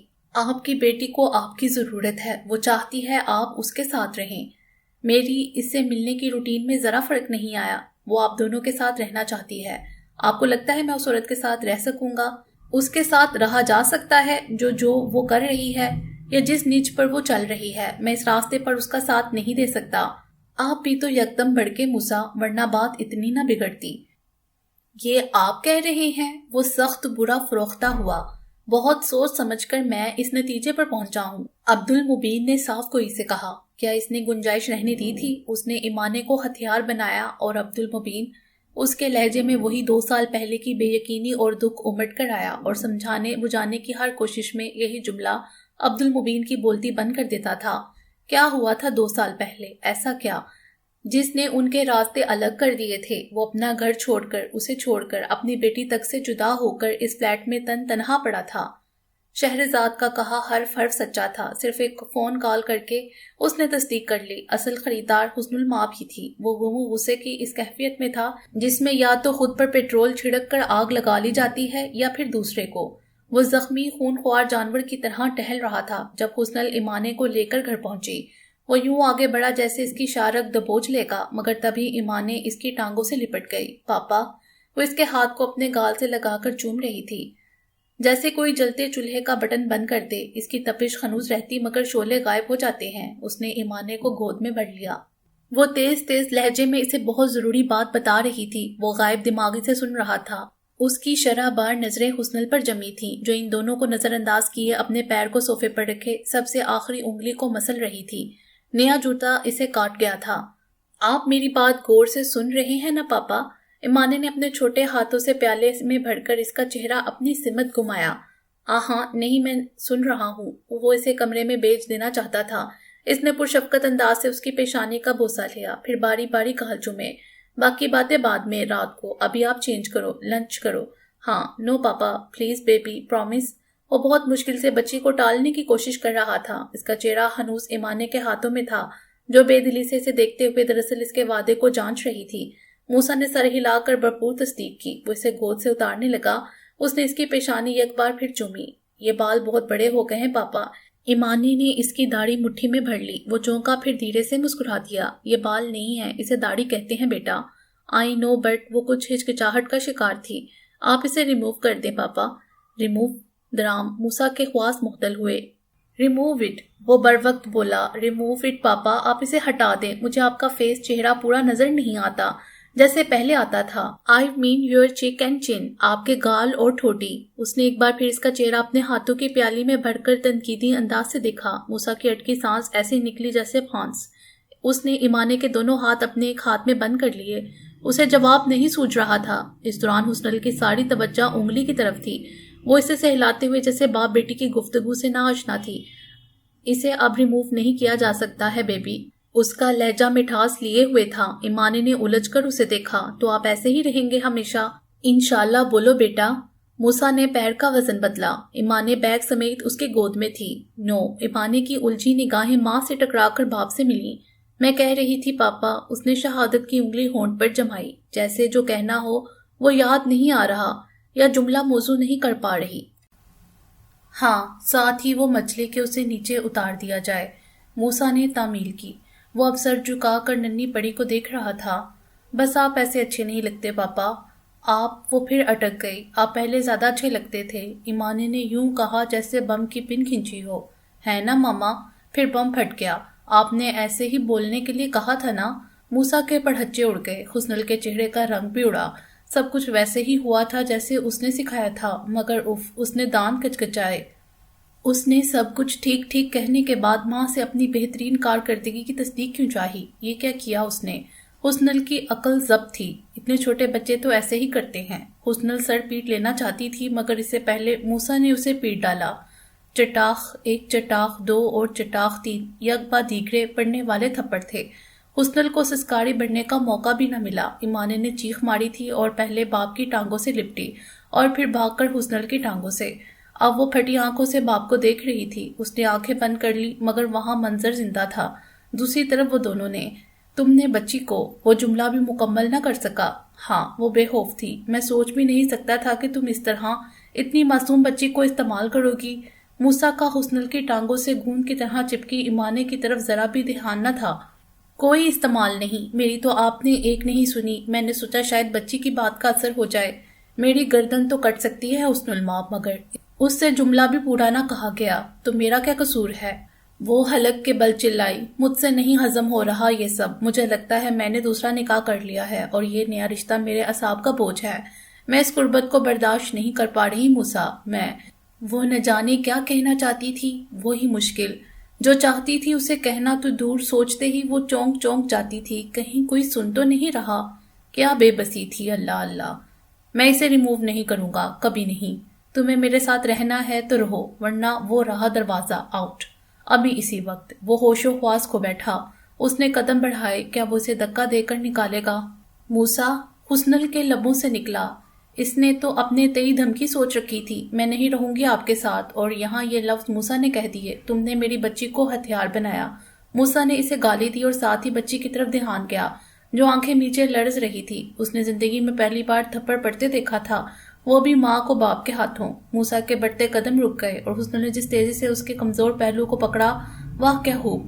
پاپا ہمیں گھر سے نکال رہے ہیں ماں نے، وہ گھٹنوں کے بل بیٹھ کر اسے گلے لگائے بتانے لگی۔ ہم سب اس بات پر متفق ہیں کہ آپ کو دوسرا نکاح کر لینا چاہیے۔ عبدالمبین نے کڑے دل سے پیغام دے ہی دیا۔ 2 سال کا عرصہ کم نہیں ہوتا، وہ نہیں سدھرے گی۔ آپ کا اس طرح تنہا رہنا آپ کی شخصیت کو متنازع بناتا ہے، دنیا تو بات کرنے سے نہیں چوکتی۔ اگر وہ یہ جان لے کہ مجھے یہ مشورہ کون دے رہا ہے تو جانتے ہیں آپ کا کیا حشر ہوگا۔ موسیٰ نے بہت گہری بات کو دھیرے سے اڑانا چاہا۔ عبدالمبین سمجھ کر مسکرا دیا، مجھ پر تو پہلے ہی بہت الزام ہے جو جرم میں نے کبھی کیے ہی نہیں۔ یہ تو واقعی میں اب چاہنے لگا ہوں۔ آپ کو لگتا ہے اس حلیے میں کوئی لڑکی مجھ سے نکاح پر راضی ہوگی؟ وہ اپنی سمت اشارہ کر کے لاپرواہی سے ہنسا۔ صاف لگتا تھا اسے دلچسپی ہی نہیں ہے۔ اور آپ کو کیوں لگتا ہے کہ نہیں ہوگی؟ حسن کی مثال سامنے ہے۔ موسیٰ کی مسکراتی نظریں عبدالمبین کے چہرے پر جم گئیں۔ ہر لڑکی حسن نہیں ہوتی، آپ کے حامی بڑھنے کی دیر ہے موسیٰ۔ آپ کے لیے فیصلہ کرنا مشکل ہو جائے گا کہ کسے چنیں اور کسے رہنے دیں۔ عبدالمبین نے سچائی سے کہا۔ موسیٰ نے آنکھیں سکیڑیں۔ دھیان رہے میں اب موسیٰ بی نہیں ہوں، میں نے موسیٰ بی کی بات بھی نہیں، میں سمیع الدین کے لیے کہہ رہا ہوں۔ عبدالمبین نے ترکی بہ ترکی جواب دیا۔ اگر یہ در پردہ اسے دھمکانے کی کوشش ہے تو یہ ناکام ہوگی، جیسے پہلے کئی بار ہوئی۔ اس نے صاف گوئی سے کہا، آخر انسان کتنی بار اپنی امیدوں کو ٹوٹتا دیکھ سکتا ہے؟ نہیں سمیع الدین، عبدالمبین نے بہت سنجیدگی سے مخاطب کیا۔ اسے سمجھانے دھمکانے کی کوشش سے ہٹ کر اب ہم یہ سب سنجیدگی سے سوچنے لگے ہیں کہ آپ کو اپنی زندگی کو سلیقے سے گزارنا شروع کر دینا چاہیے۔ ہاں، اگر ایسے کسی اعلان کو سن کر وہ چونکتی ہے تو اس سے اچھا اور کیا ہو سکتا ہے؟ آپ کو لگتا ہے وہ چونکے گی؟ موسیٰ زخمی سا مسکرایا۔ ساری دنیا یہ سوچتی اور سمجھتی ہے کہ پروڈکشن ہاؤس اور دیگر چیزوں کی خریداری ہم دونوں کے بیچ اختلاف کا باعث بنی، جبکہ حقیقت کچھ اور ہے۔ جب اس نے میری شخصیت پر ہی اعتراض جڑ دیا، اسے میرے ساتھ رہنے پر اعتراض تھا، میرے حلیے پر، میرے نئے طرز زندگی پر، آپ ان الفاظ کو مت دہرائیے، مہربانی ہوگی۔ ہاں تو جب آپ کے لیے سننا اتنا مشکل ہے تو میں کیسے امید کر سکتا ہوں کہ وہ دوڑی چلی آئے گی؟ کبھی نہیں آئے گی۔ وہ نفی میں سر ہلا رہا تھا۔ حلیمہ کا ماننا اس سے الگ ہے۔ اسے لگتا ہے جب آپ کو یقیناً کسی اور کے ساتھ دیکھے گی تو پلٹے گی۔ وہ اسے ہم سے زیادہ جانتی ہے۔ لیکن میں اسے وہاں سے جان گیا جہاں شاید ہی کوئی پہنچا ہو۔ وہ دکھ میں گر گیا تھا۔ تو کیا پھر زندگی ایسے ہی گزاریں گے؟ گزر رہی ہے۔ وہ طمانینت کا مظاہرہ کر رہا تھا۔ دنیا جینے نہیں دے گی۔ لوگ تو اب بھی مشکوک ہیں، کیا آپ نہیں جانتے؟ آپ کا کردار متنازع ہو چکا ہے موسیٰ۔ ہر مکتبہ فکر کے لوگ رائے دیتے ہیں اور وہ رائے اچھی نہیں ہے، خاص طور پر آپ کے بارے میں۔ وہ ایک ایک لفظ پر زور دے کر بولا تھا۔ موسیٰ کرسی پر بیٹھ گیا۔ میں جانتا ہوں، پھر بھی۔ عبدالمبین کے 2 حرفوں نے بات کو وہیں لا کھڑا کیا جہاں سے وہ چلی تھی۔ بہت بڑی خبر تھی، دھماکہ خیز۔ موسیٰ نے گھر چھوڑ دیا۔ وہ ساحل پر بنے اپنے اس فلیٹ میں شفٹ ہو گیا جو 17 برس پہلے پاکستان آمد پر اس کی رہائش تھا۔ دونوں میاں بیوی کے اختلافات اس نیچ پر پہنچ گئے کہ علیحدگی ہو گئی، لیکن موسیٰ نے اسے طلاق نہیں دی تھی، وہ ہنوز اس کی بیوی تھی۔ یار یہ کیا ڈرامہ لگا دیا ہے دونوں نے۔ عوام کو پاگل سمجھتے ہیں کہ یہ لوگ، ہر جگہ تبصرے ہونے لگے۔ کہانی میں بہت جول ہے، مگر ایک چیز واضح ہے، جن چیزوں کو حرام کہہ کر چھوڑنے کا اعلان کر چکا ہے وہ اب تک اس کی ملکیت بیوی کے نام ہو گئی تو کیا، یا تو بیوی چھوڑ دی ہوتی۔ بے وقوف، کسی اور کو بنائیں یہ لوگ بھائی۔ نہیں، میں اسے چھوڑ نہیں سکتا۔ وہ لڑز گیا تھا۔ یہ تو اس کے گمان سے پڑے کی چیز تھی، نہیں سوچا تھا اس نے اس بارے میں، یا شاید دل کے کسی کونے میں خشک مانی تھی۔ یہ دوری دونوں پر ایک دوسرے کی اہمیت واضح کر دے گی۔ دونوں کھلے ذہن و دل سے سوچ سکیں گے، دونوں خود کو ایک دوسرے کی جگہ پر رکھ کر دیکھیں گے، پھر کچھ وقت گزرے گا تو راستہ پیدا ہو جائے گا۔ لاؤ شور میں شاید یہ تھا۔ مذہب بھی کسی چیز کی تعلیم کرتا ہے۔ میاں بیوی کے رشتے کو بالن والی لکڑی کی طرح گھٹنے پر رکھ کر جھٹکے سے نہیں توڑا جا سکتا۔ پھر بھی اگر توڑنا ہی آخری حل لگے تو زہر خوردہ آڑے کا استعمال کرنا چاہیے کہ مشکل جان کر جب سانس ٹوٹے تو بندہ سوچے کیوں، کیا کوئی اور حل نہیں؟ تو موسیٰ یہی سوچے بیٹھا تھا، مگر کیا حسن بھی؟ مجھے ڈرانے کی کوشش میں چہرے پر جو سنسنی تم پیدا کرتی ہو وہ خنی، یقین کرو میں اپنے مستقبل سے تو نہیں، البتہ تمہاری شکل سے ضرور ڈر جاتی ہوں۔ نہ کیا کرو ایسا، وہ نہیں کرے گا کوئی شادی وادی۔ وہ متبسم لہجے سے گویا ہوئی۔ اور اسے چھوڑو، کون پاگل ہوگی جو اسے اس حلیے اور ایسے تنگ دل خیالات کے جانتے ہوئے خود کو مصیبت میں پھنسائے گی۔ وہ بڑا بدنام ہو چکا ہے، لوگ اسے 9/11 کے زمانے کا طالبان پکارتے ہیں، جو عورتوں کو بند کر کے رکھنے میں ہی دینوں دنیا کی فلاح سمجھتے تھے۔ تو پھر کیا ایسے ہی گزارو گی زندگی؟ حلیمہ کی حیرت برقرار تھی۔ گزر رہی ہے مزے میں۔ حسنل نے مردانہ انداز میں باہیں اوپر اٹھا کر انگڑائی لی تھی۔ اس نے حلیمہ کے پاس کچھ کہنے کو نہ چھوڑا۔ بہت بے خوف تھی حسنل ماپ، اس نے جو چاہا تھا وہ کر دکھایا تھا۔ وہ جو چاہتی تھی کر لینا چاہتی تھی، جائز ذریعہ یا ناجائز، لیکن اب وہ اس سب کی جائز مالک تھی۔ وہ جانتی تھی یہ بات مخفی رہنے والی نہیں ہے اور اس کے عیاں ہونے پر وبال اٹھ کھڑا ہوگا۔ اس نے ہر اعتراض کا جواب سوچ رکھا تھا، چاہے کچھ بھی ہو، وہ کسی بھی چیز سے دستبردار نہیں ہوگی۔ اس نے انکار سوچ لیا تھا، اور یہ بھی کہ انکار پر قائم کیسے رہنا ہے، مگر اس سے پہلے ایمانے والا واقعہ ہو گیا۔ بات بڑھی اور اتنی کہ ایسے کہ موسیٰ نے گھر چھوڑ دیا، یہ اس کی سوچی باتوں میں سے ایک بھی بات نہیں تھی۔ وہ واقعی ہکا بکا رہ گئی۔ اس نے جاتے سمے اسے روکنے کی کوشش تو درکنار دیکھنا بھی مناسب نہیں سمجھا تھا۔ میں تو اب ایسے ہی رہوں گا، اس چیز کو تسلیم کر لو تو بات کرنا، مگر اس سے پہلے تم اس دھوکے کے لیے بھی جواب دہ ہوگی جو تم نے مجھے دیا۔ پسے پشت خریدار بننے کا تمہیں ان سب سے دستبردار ہونا پڑے گا۔ دستبردار ہونا ہوتا موسیٰ تو اتنی محنت کرتی ہی کیوں؟ موسیٰ، وہ بہت نرم لہجے میں بولی، تم نے دھوکہ دیا مجھے۔ میں اسے دھوکہ نہیں سمجھتی، یہ چھپنے والی بات ہے ہی نہیں، آج یا کل آپ کو پتہ لگ ہی جانا تھی۔ میں بس یہ چاہتی تھی کہ جب آپ شوق پورا کر کے لوٹے تو پیچھے صفحہ چٹنا ہو۔ میں نے آپ کا، ہم سب کا بھلا ہی چاہا ہے، یہ اور بات ہے کہ آپ ابھی اس چیز کو سمجھ نہیں رہے۔ سمجھے تم نہیں ہو حسنل، وہ دل گرفتگی سے بولا تھا۔ حسنل نے منہ پھیر لیا۔ دنیا کے لیے دونوں کا رشتہ خوب تماشا تھا۔ فیس بک پر پکچرز لگتی، موسیٰ اپنے ہی گھر کے دروازے پر گاڑی لے کر آتا، ایمانیں گھر سے نکلتی وہ اسے لیتا، دونوں کھانا کھاتے، سیر کرتے، شاپنگ، اور پھر وہ اسے واپس گھر چھوڑ دیتا۔ حسنل کے نئے دوستوں نے ڈکے چھپے الفاظ میں سے پیچھا چھڑا لینے کا مشورہ دیا، پر حسنل تو ایسے بھڑکی جیسے تیلی دکھاتی ہو۔ وہ ایسا سوچ بھی کیسے سکتی ہے اور کوئی اسے ایسا مشورہ کیسے دے سکتا ہے؟ ہاں، ان دونوں کے بیچ اختلافات ہیں تو وہ جلد یا بدیر دور ہو جائیں گے اور پھر سب ٹھیک ہو جائے گا۔ موسیٰ اس کے سوا بیوی کے روپ میں کسی اور کو سوچ ہی نہیں سکتا۔ پتہ نہیں اس خوش گمانی کی وجہ کیا تھی۔ اسے اس کے ساتھ رہنے پر اعتراض تھا، مگر اپنے نام سے وہ اس کے نام کو الگ کرنے والی بات بھی سن نہیں پاتی تھی۔ فیس بک پر ملک کے نامور سنگلز، اکیلے مردوں کا ذکر تھا جو یا تو اب تک کنوارے تھے یا فی الحال ان کی زندگی میں کوئی پارٹنر نہیں تھا۔ حیران کن طور پر ان میں موسیٰ کا نام سب سے اوپر تھا۔ کون احمق کرواتا ہے ایسے سروے؟ لوگ پاگل تو نہیں، وہ ہے نا اس کی بیوی، لیکن بیوی کے فرائض، اور وہ لوگ جو حسنل کو صحیح سمجھتے تھے وہ اس کی مدعا سرائی کا موقع ہاتھ سے جانے نہ دیتے۔ کتنی مہان تھی، ایسے شوہر کے نام کو عزت سے نبھائے بیٹھی تھی۔ وہ لوٹ آئے گا ہنی، وہ نام گنواتے ان لوگوں کے جنہوں نے دعوے کیے تھے بڑے بڑے، اور پھر وہ دھیرے دھیرے لوٹ آئے تھے۔ وہ سر ہلاتی اسی امید پر تو وہ زندہ تھی، اسی یقین کے سہارے تو اس نے اتنے بڑے بڑے قدم اٹھائے۔ یہ یقین ہی تو اس کی مضبوطی تھی۔ دنیا تو حصوں میں بانٹ گئی تھی۔ جو حسنل کی جانب تھے وہ موسیٰ کی سمت استہزائیہ اور ترہم کی نظر کرتے، اور جو موسیٰ کو درست سمجھتے تھے انہیں حسنل سے نفرت محسوس ہوتی۔ یہ ایک ایسا واقعہ تھا جس پر کھل کر بات کرنا بہت مشکل محسوس ہوتا تھا، مگر دل چاہتا وہ اس پر حد لگا دیں، اسے دوہریا کہہ دیں، مگر یہ بھی نہ ہو سکا۔ وہ اسی خشوع خضوع سے پنجگانہ نماز کی ادائیگی کرتی تھی جیسے کہ نماز ادا کرنے کا حق تھا۔ اس کا عقیدہ بہت مضبوط تھا۔ اس نے دو فرقوں کے مباحثے میں دلیل سے ایسا منہ توڑ جواب دیا تھا کہ اگلے ایک لفظ صفائی یا اعتراض میں نہیں کہہ سکے۔ اس نے جس پہلو پر قرآن و حدیث کے حوالے سے دو ٹوک جواب دیا تھا، اس نظریے کو ماننے والے علماء تک ششد رہ گئے۔ ایک منہ سے نکلا مفتی عبید الرحمن کی نواسی ایسے ہی جواب دے سکتی تھی، لیکن پھر وہ سب جو اس کے نام سے مشہور ہو چکا تھا، جس میں جھوٹ کی آمیزش نے اس کی صورت کو بگاڑ دیا تھا، جیسے کوئی بچہ پینسل سے دیوار کالی کر دیتا ہے، تو وہ کون سا پہلو تھا؟ تو کیا وہ لوگ صحیح ہیں جو سوچتے ہیں کہ اصل بات کچھ اور ہے، یا موسیٰ ہی ڈبل گیم کھیل رہا ہے؟ خود کو تائب ظاہر کر دیا کہ اب کسی چیز سے واسطہ نہیں، اور دوسری طرف ہر چیز اب بھی اسی کی تھی۔ پروڈکشن ہاؤس کا مونوگرام اس مہارت سے بنایا گیا تھا کہ وہ بیک وقت ہنی اور موسیٰ دونوں کے ناموں کی جھلک دکھلاتا تھا، تو اندر کی بات کچھ اور تھی۔ یقیناً دوست دشمن سب اس نتیجے پر قائم ہو گئے تھے۔ حسنل کو لان تان کرنے والا فعال گروپ بھی ششد رہ گیا۔ جب ایک چینل کی رمضان ٹرانسمیشن میں مہمان بلائے گئے حسن المآب نے سورہ رحمان کی قرات کی۔ اس نے رمضان کی اہمیت اور رحمت ہونے پر بھی مدلل گفتگو کی تھی۔ اس کے ساتھ والے صوفے پر دوسرے فرقے اور حسنل کو لعنتی عورت سمجھنے پر دل و جان سے ایمان رکھنے والے مولوی صاحب بھی منہ کھول کر اس کی صورت دیکھتے رہ گئے۔ کیا تھی وہ؟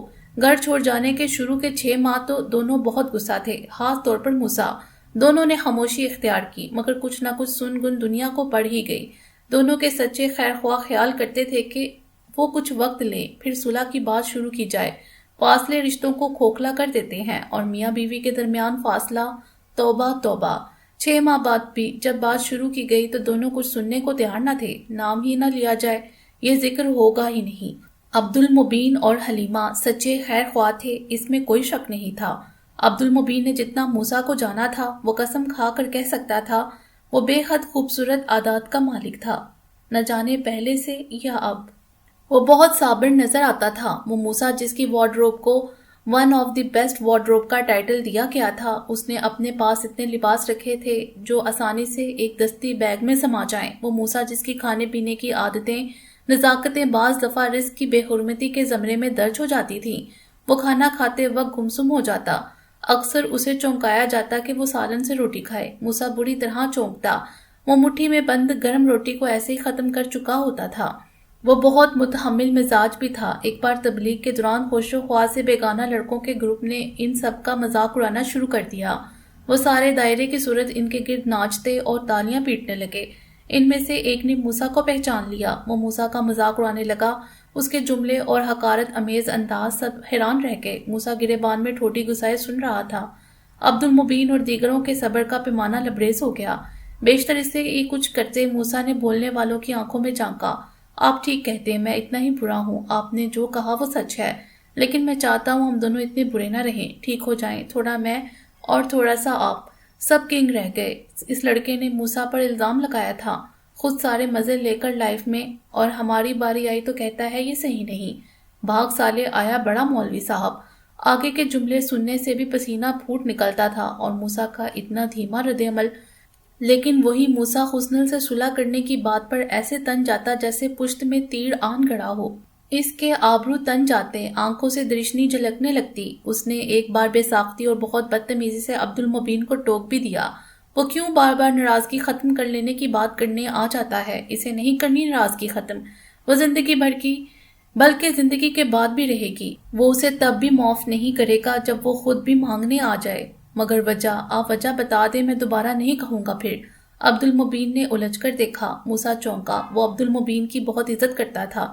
اس نے کس لہجے میں مخاطب کیا اسے، اور وہ خود پر متاسف ہوا۔ وجہ سمیع الدین۔ عبد المبین کے انداز کی حلیمی میں کوئی فرق نہ پڑا تھا۔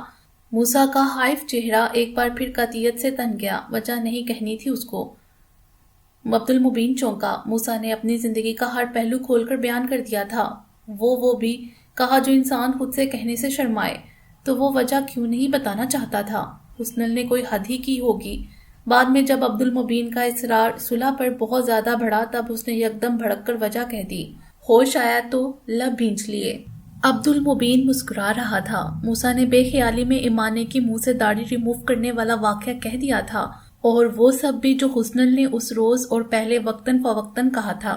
یہ سب موسیٰ تو کیا شرمسار تھا جو عبد المبین نظر آیا۔ اس کے ان خیالات سے تو ہم واقف ہی تھے سمیع الدین۔ ہاں، وہ اس طرح سے کھل کر کہے کہ اس کا اندازہ نہیں تھا۔ جب وہ میری شخصیت کی تبدیلی کو دوسرے نکاح سے تشبیہ دے رہی ہے تو کیا آپ کو لگتا ہے صلح کی گنجائش رہ جاتی ہے؟ میرے لیے یہ بہت بڑی بات ہے۔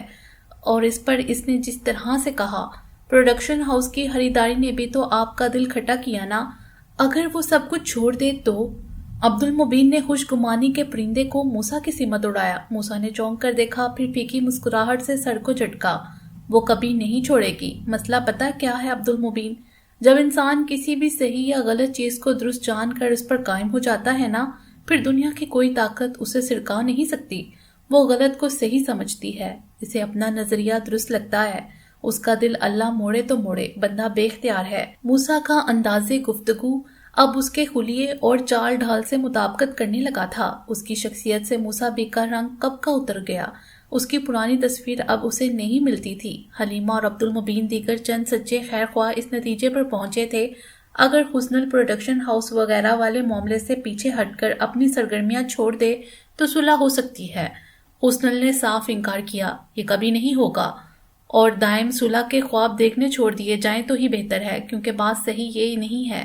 اس نے حلیمہ کو یہ بتا کر حیران کر دیا کہ حسن المآب وہ اس چیز کو سمجھ چکی ہے، موسیٰ اب پیچھے ہٹنے والا نہیں، وہ اب اپنا حلیہ کبھی تبدیل نہیں کرے گا۔ تو تم دونوں کا رشتہ وہ کیا ایسے ہی لٹکا رہے گا؟ حلیمہ کو جڑجڑی آ گئی۔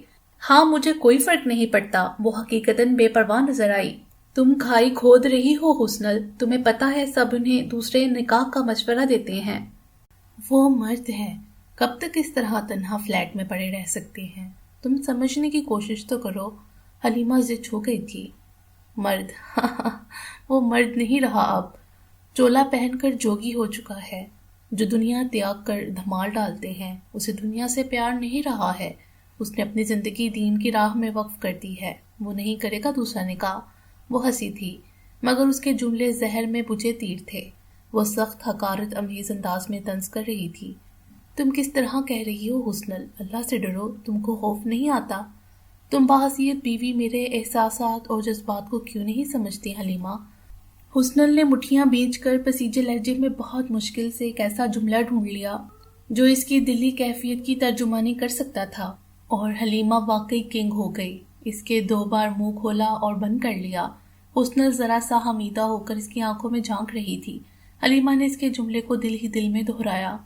جملے اندر چھپی معنی حس تشریح جیسے وحی کی صورت اس کے دل پر اتر کر نقش ہو گئی۔ اس کے پاس کچھ کہنے کو نہ بچا۔ ادھر حسنل نے اس کے لاجواب ہو جانے کو محسوس کر لیا۔ وہ جھٹکے سے سیدھی ہوئی۔ حلیمہ نے دیکھا اس کے چہرے پر بیک وقت فتح و شکست کی ملی جلی تصاویر ابھری تھی۔ فتح حلیمہ کو لاجواب کر دینے کی، مگر شکست کیسی؟ اس نے پوچھنے کے لیے لب وار کیے، مگر حسنل اپنی ہی کہہ رہی تھی۔ اس کا چند لمحے پہلے کا بے خود انداز غائب ہو گیا تھا، اب وہاں ایک تمسخرانہ تاثر ابھر آیا تھا۔ اور دوسری شادی؟ ہاں، اس حلیے اور چال ڈھال کے ساتھ میں دیکھتی ہوں وہ کیسے بیاہ رچائے گا۔ کوئی لڑکی پاگل نہیں ہے یار، آج کل کے دور میں نہیں ہوتے ایسے آئیڈیل۔ وہ فکرہ ادھورا چھوڑ کر حلیمہ کو دیکھنے لگی جو دم بہت تھی۔ ہاں، کوئی حلیمہ جیسے ہپتی نہ مل جائے جس کا آئیڈیل عبد المبین تھا، ہے نا؟ وہ اب بھی میرے آئیڈیل ہیں حسن المآب، حلیمہ نے تند لہجے میں کہا۔ ہاں ہاں بالکل، وہ فوراً ایمان لے آئی۔ یہ بھی انداز تمسخر تھا۔ حلیمہ یہ ساری گفتگو عبد المبین سے کبھی نہیں کہنا چاہتی تھی، مگر وہی تو تھا جو اسے سمجھا بجھا کر بار بار بھیجتا تھا کہ کسی نہ کسی طرح حسنل کو قائل کرے۔ یہ اٹکا لٹکا رشتہ دوبارہ سے قائم ہو جائے، دائم کہلائے۔ حلیمہ کے لیے حسنل کے خیالات کو اپنے الفاظ میں بیان کرنا بہت مشکل تھا۔ اس نے ایک آدھ کے بعد یہ کوشش ترک کر دی۔ اس نے جھنجھلائے انداز میں من و ان کہہ کر جان چھڑائی۔ اب وہ منہ پھیرے بیٹھی ہانفنے لگی تھی، یہ دیکھے بنا کہ عبد المبین غصے سے کانپ رہا تھا۔ بکواس کرتی ہے، وہ سمجھتے کیا ہے خود کو؟ حلیمہ بری طرح چونکی۔ وہ کس دنیا میں اس کی آواز آج سے پہلے کبھی اتنی بلند نہیں ہوئی تھی، نہ چہرہ ایسا سرخ۔ وہ بتا رہا تھا کہ کون کون اس بات کا شدید خواہش مند ہے کہ موسیٰ کو فوری طور پر دوسرا نکاح کر کے خوشگوار ازواجی زندگی کا آغاز کر دینا چاہیے۔ کچھ کے نزدیک حسنل جیسی عورت کو سبق سکھانے کا اس سے بڑھ کر اور کوئی طریقہ نہیں تھا، اور مجلس کے 2 ارکان ایسے بھی تھے جنہوں نے لگی لپٹی بغیر کہا کہ اگر موسیٰ ان کی فرزندی قبول کرے، یہ کہ انہیں اچھا لگے گا اگر موسیٰ جیسا شخص ان کے خاندان کا فرد ہو جائے۔ اپنی بہن کے لیے وہ ایسا ہی شخص چاہتے ہیں۔ بہن حافظہ قاریہ اور عالمہ ہے۔ میں بتاتا ہوں اب حسنل کو کہ دنیا میں اس جیسی خبیث روحیں کبھی کبھی ہی پیدا ہوتی ہیں۔ وہ کیا سمجھتی ہے کہ موسیٰ کو کوئی نہیں ملے گی؟ میں اسے ایسی لڑکی لا کر دوں گا کہ دنیا دیکھے گی۔ حلیمہ سوچتی رہی کہ کیا کرے گا عبد المبین، کیا وہ موسیٰ کو سمجھائے گا یا بھڑکائے گا حسنل کے خلاف؟ مگر عبد المبین کو یہ کرنے کی ضرورت نہ پڑی۔ موسیٰ کے دوسرے نکاح کی خبر سرد ہوا کی طرح ہر کوڑ کو کھٹکھٹاتی گھروں کے کونوں خدروں میں گھس کر بیٹھ گئی۔ وہ نکاح جس پر موسیٰ راضی ہی نہ تھا، وہ نکاح جس کے بارے میں موسیٰ لا علم تھا، جو ہونا تھا یا نہیں ہونا تھا، وہ سب سے ہاٹ نیوز بن گیا۔ کس سے؟ خبر کا اگلا حصہ رگو پے میں سنسنی دوڑانے لگا۔ کون ہوگی وہ؟ موسیٰ کے ساتھ تو حسنل کے سوا اور کوئی جج ہی نہیں سکتا۔ وہ دونوں ایک دوسرے کے لیے بنے تھے۔ اچانک اٹھنے والی یہ افواہیں موسیٰ کے لیے سخت حیرت کا باعث تھیں۔ وہ تردید کرنا چاہتا تھا اور یہ بھی کہ لوگ فضول قیاس آرائیوں سے پرہیز کریں، مگر اس سے پہلے ایمانے کی سالگرہ آ گئی۔ 5 سال تک وہ اس دن کو شاندار طریقے سے منایا کرتا تھا۔ اسے اب بھی کیک کاٹ کر بچی کو خوش کر دینے پر اعتراض نہیں تھا، مگر وہ جس نچ پر چل نکلا تھا وہاں اس کی جنبش آبرو پر بھی دنیا کی نگاہیں ٹکی تھیں۔ دوسرے سالگرہ کی تقریب میں حسنل بھی موجود ہوتی۔ حسنل کے ساتھ کھڑا رہنا اس کے پورے جسم میں عجیب سی بے چینی گردش کرنے لگتی تھی، مگر بیٹی کی خاطر دوسری طرف حلیمہ اور عبد المبین بھی سالگرہ کی تقریب میں موجود تھے۔ بہت غصہ ہونے کے باوجود عبد المبین اور حلیمہ دونوں کے لاشعور میں یہ تو توقع موجود تھی کہ اس طرح کی ملاقاتوں سے دونوں کے درمیان مصالحت کا راستہ بن سکتا تھا۔ ویل چیئر پر بمشکل چہروں کو شناخت کرنے والے محی الدین سہگل، حلیمہ اور عبد المبین، سب ٹھیک ہو گیا۔ ایمانے جو کہتی رہی وہ کرتا رہا۔ صاف دکھائی دیتا تھا دونوں بیٹی کی خاطر بہترین پرفارمنس دے رہے ہیں۔ موسیٰ کے چہرے پر سارا وقت حلیمی متانت اور صبر کا پہرا رہا اور حسنل کا چہرہ، اس کی ہر نظر استہزائیہ سے بھرپور تھی۔ ایک چبھن ایک تلخی، اس نے چہرے کے تاثرات سے موسیٰ پر یہ باور کروا دیا کہ وہ اس کی موجودگی کو کس دقت سے برداشت کیے ہوئے ہے۔ بیٹی کو دکھانے کے لیے اس کا لہجہ اس گلاب جامن کی طرح کا تھا جس کے درمیان میں کنین کی گولی چھپائی گئی ہو۔ ماما کہہ رہی تھی آپ برتھ ڈے سیلیبریٹ کرنے کو اچھا نہیں سمجھتے پاپا، بٹ میں اسے بہت پسند کرتی ہوں۔ کل میرے فرینڈز کے ساتھ بگ پارٹی ہوگی۔ ماما نے سب کچھ بہت اسپیشل کیا ہے۔ پہلے تو آپ کرتے تھے پسند پاپا، اب کیا ہوا؟ معصوم انداز میں سنجیدگی سے پوچھتی ایما نے۔ میں تمہیں وارن کرتا رہتا ہوں، تم بچی کا ذہن مت خراب کرو۔ میں برتھ ڈے کو کیا سمجھتا ہوں میں اسے خود سمجھا دوں گا۔ وہ اس کے سر پر جا کھڑا ہوا۔ حسنل نے چونک کر اسے دیکھا پھر مسکرا دی۔ ایما نے بیٹا آپ نے پاپا کو سورہ رحمان نہیں سنائی؟ میں نے کتنی محنت سے یاد کروائی ہے آپ کو۔ میں اپنی بچی کو بہت بیلنس طریقے سے پال رہی ہوں سمیع الدین صاحب، آپ کی ہدایت کی ضرورت ہے ہی نہیں۔ موسیٰ نہ جانے کیا جواب دینے والا تھا، مگر تب تک ایما نے سینے پر ہاتھ باندھ کر قرات کرنا شروع ہو چکی تھی۔ ماشاءاللہ حلیمہ اور عبد المبین کے منہ سے بے ساختہ نکلا۔ حلیمہ نے ایمانے کی پیشانی چوم لی۔ اس نے ابتدائی 17 آیات کی تلاوت کمال خوبصورتی سے کی تھی۔ میں اپنی بچی کی بہت اچھی تربیت کر رہی ہوں، مجھے کسی کی بھی ہدایت کی ضرورت نہیں ہے۔ وہ سب کو باری باری دیکھنے لگی۔ تمہیں کرنی ہوگی ورنہ میں اپنی بچی لے جاؤں گا۔ نہیں لے جا سکتے، دنیا کی کوئی عدالت نہیں دے گی۔ وہ طمانینت سے مسکرائی تھی۔ موسیٰ کے لب باہم پیوست ہو گئے۔ ویسے بھی آپ تو بیار جانے جا رہے ہیں، سگی ماں کے ہوتے ستیلی کو بچہ کون دے گا؟ بھائی دوے آپ اپنے اس بارے میں کس خوش فہمی کا شکار ہیں؟ وہ اور زمانہ تھا جب لڑکیاں آپ پر مرتی تھیں۔ اس حلیے اور حالت، اس نے اشارے سے اسے سرتا پا ناپا۔ وہ ہونٹ کھول کے نفی میں سر ہلا رہی تھی اور جو انداز میں تحقیر تھی، جو مذاق اڑاتا تاثر تھا۔ موسیٰ نے ہاتھ میں تھامی کیک کی پلیٹ کو میز پر رکھ دیا۔ اس کے پیروں کا وزن پتلا تھا، اس کی پتلیاں سکڑ گئیں۔ اچنبے کی جگہ ملامت ابھری۔ ملامت کب تیش میں بدلی، حسنل کا انداز چڑھاتا ہوا تھا۔ حلیمہ کو صاف پتہ چل رہا تھا وہ جو کر رہی تھی بامقامی ہوش و حواس کر رہی تھی۔ اس کے ہونٹ کھول اور دائیں بائیں ہلتا سر، تعصب آمیز چچکاریں پورے کمرے میں گونج رہی تھیں۔ سیکنڈ کے 10ویں حصے میں عبد المبین نے بھانپا تھا۔ اس نے بجلی کسی تیزی سے اٹھ کر موسیٰ کو جکڑ لیا۔ حسنل اپنے چہرے کے تاثرات سے ہی موسیٰ کو بھڑکانے میں کامیاب ہو گئی تھی۔ کمرے میں یکدم شور سا مچ گیا۔ حلیمہ نے ایمانے کو اپنے پیچھے کر لیا۔ حسنل اب بھی بہت پیارا سا مسکرا رہی تھی، وہ بالکل بھی گھبرائی نہیں تھی۔ پانی کا گلاس لبوں سے لگا کر وہ کرسی پر تشریف فرما ہو گئی۔ عبد المبین موسیٰ کو سنبھالنے کی کوشش میں تھا، جس کے جسم میں خون کی جگہ آتش فشاں کا لاوا گردش کرنے لگا تھا۔ آپ نے دیکھی صورت کی حرکتیں؟ حلیمہ کو ہی جملہ سمجھ آ سکا، تمہیں جلد جواب ملے گا۔ اس نے خود کو جھٹکے سے عبد المبین کے ہاتھوں سے چھڑوایا۔ حسنل کے سامنے آ کر رکا اور پھر کمرے سے نکل گیا۔ حلیمہ نے حسنل کے چہرے کو فک ہوتے دیکھا، لیکن اگلے ہی پل اس نے شانے اچکائے تھے۔ وہ بے حد پرسکون نظر آنے لگی، جیسے موسیٰ کو اس طرح بھڑکانا ہی مقصد تھا۔ وہ موسیٰ کو چڑھانا چاہتی تھی، اس کا مذاق اڑانا چاہتی تھی۔ اس نے سہمی کھڑی ایمانے کو پاس بلا کر پچکارا تھا، اس کے ماتھے سے بال سنوارے تھے۔ اس نے کیک کی پلیٹ پکڑ لی، ایک چمچ نزاکت سے اپنے منہ میں رکھا، ایک ایمانے کی سمت بڑھایا۔ پاپا چلے گئے، وہ بے دقت کہہ سکی۔ ارے حسنل ہنسی۔ کہیں نہیں گئے، انہوں نے کہاں جانا ہے بلا، آ جائیں گے، تم کیک کھاؤ۔ اس کے انداز کے تیقن اور بے پرواہی نے ایمانے کے گھٹتے دل کو سہارا دیا۔ وہ بہت دلار سے ایمانے سے کل کی گرینڈ پارٹی کے حوالے سے بات کرنے لگی تھی۔ اس نے بے مربتی اور بد اخلاقی کی حد کر دی تھی، بے حس و حرکت کھڑے حلیمہ اور عبد المبین کو قدر نظر انداز کر کے، جیسے وہاں ان ماں بیٹی کے علاوہ اور کوئی تھا ہی نہیں۔ وہ واقعی انہیں فراموش کر چکی تھی، یا بے دہانی میں انہیں حلیمہ نے کھلکھلا کر ہنستی حسن کو دیکھا۔ یہاں ہونے والی ہر چیز پہلے سے طے شدہ لگتی تھی۔ اس کے انداز کی طمانیت اور متبسم چہرہ تصدیق کرتا تھا۔ وہ یہی چاہتی تھی کمرے میں اس کی ہنسی گونج رہی تھی۔ اس کی ہنسی کتنی خوبصورت تھی۔ یہ جھوٹ ہے نا؟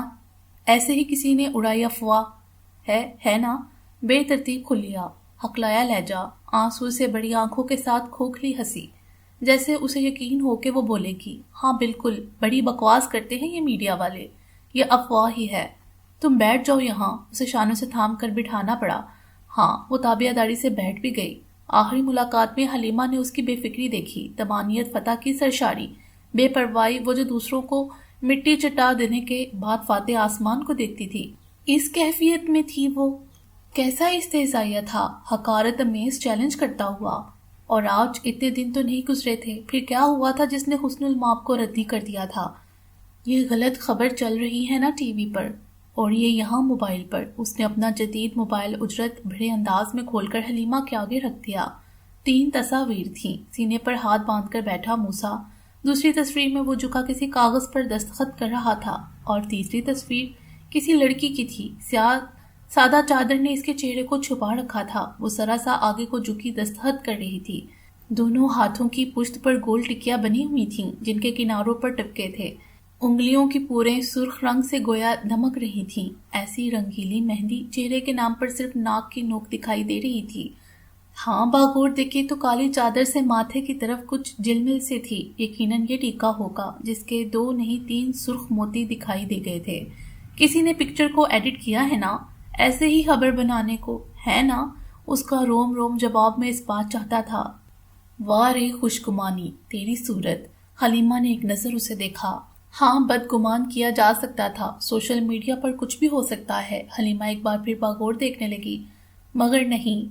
سفید و سیاہ صوفہ سیٹ دونوں تصاویر میں موجود تھا۔ حلیمہ نے آنکھیں سکیڑی تو اسے موسیٰ کے زانوں کے پاس سیاہ چادر کا سرا دکھائی دے گیا، تو وہ سیاہ چادر والی موسیٰ کے ساتھ ایک ہی صوفے پر براجمان تھی۔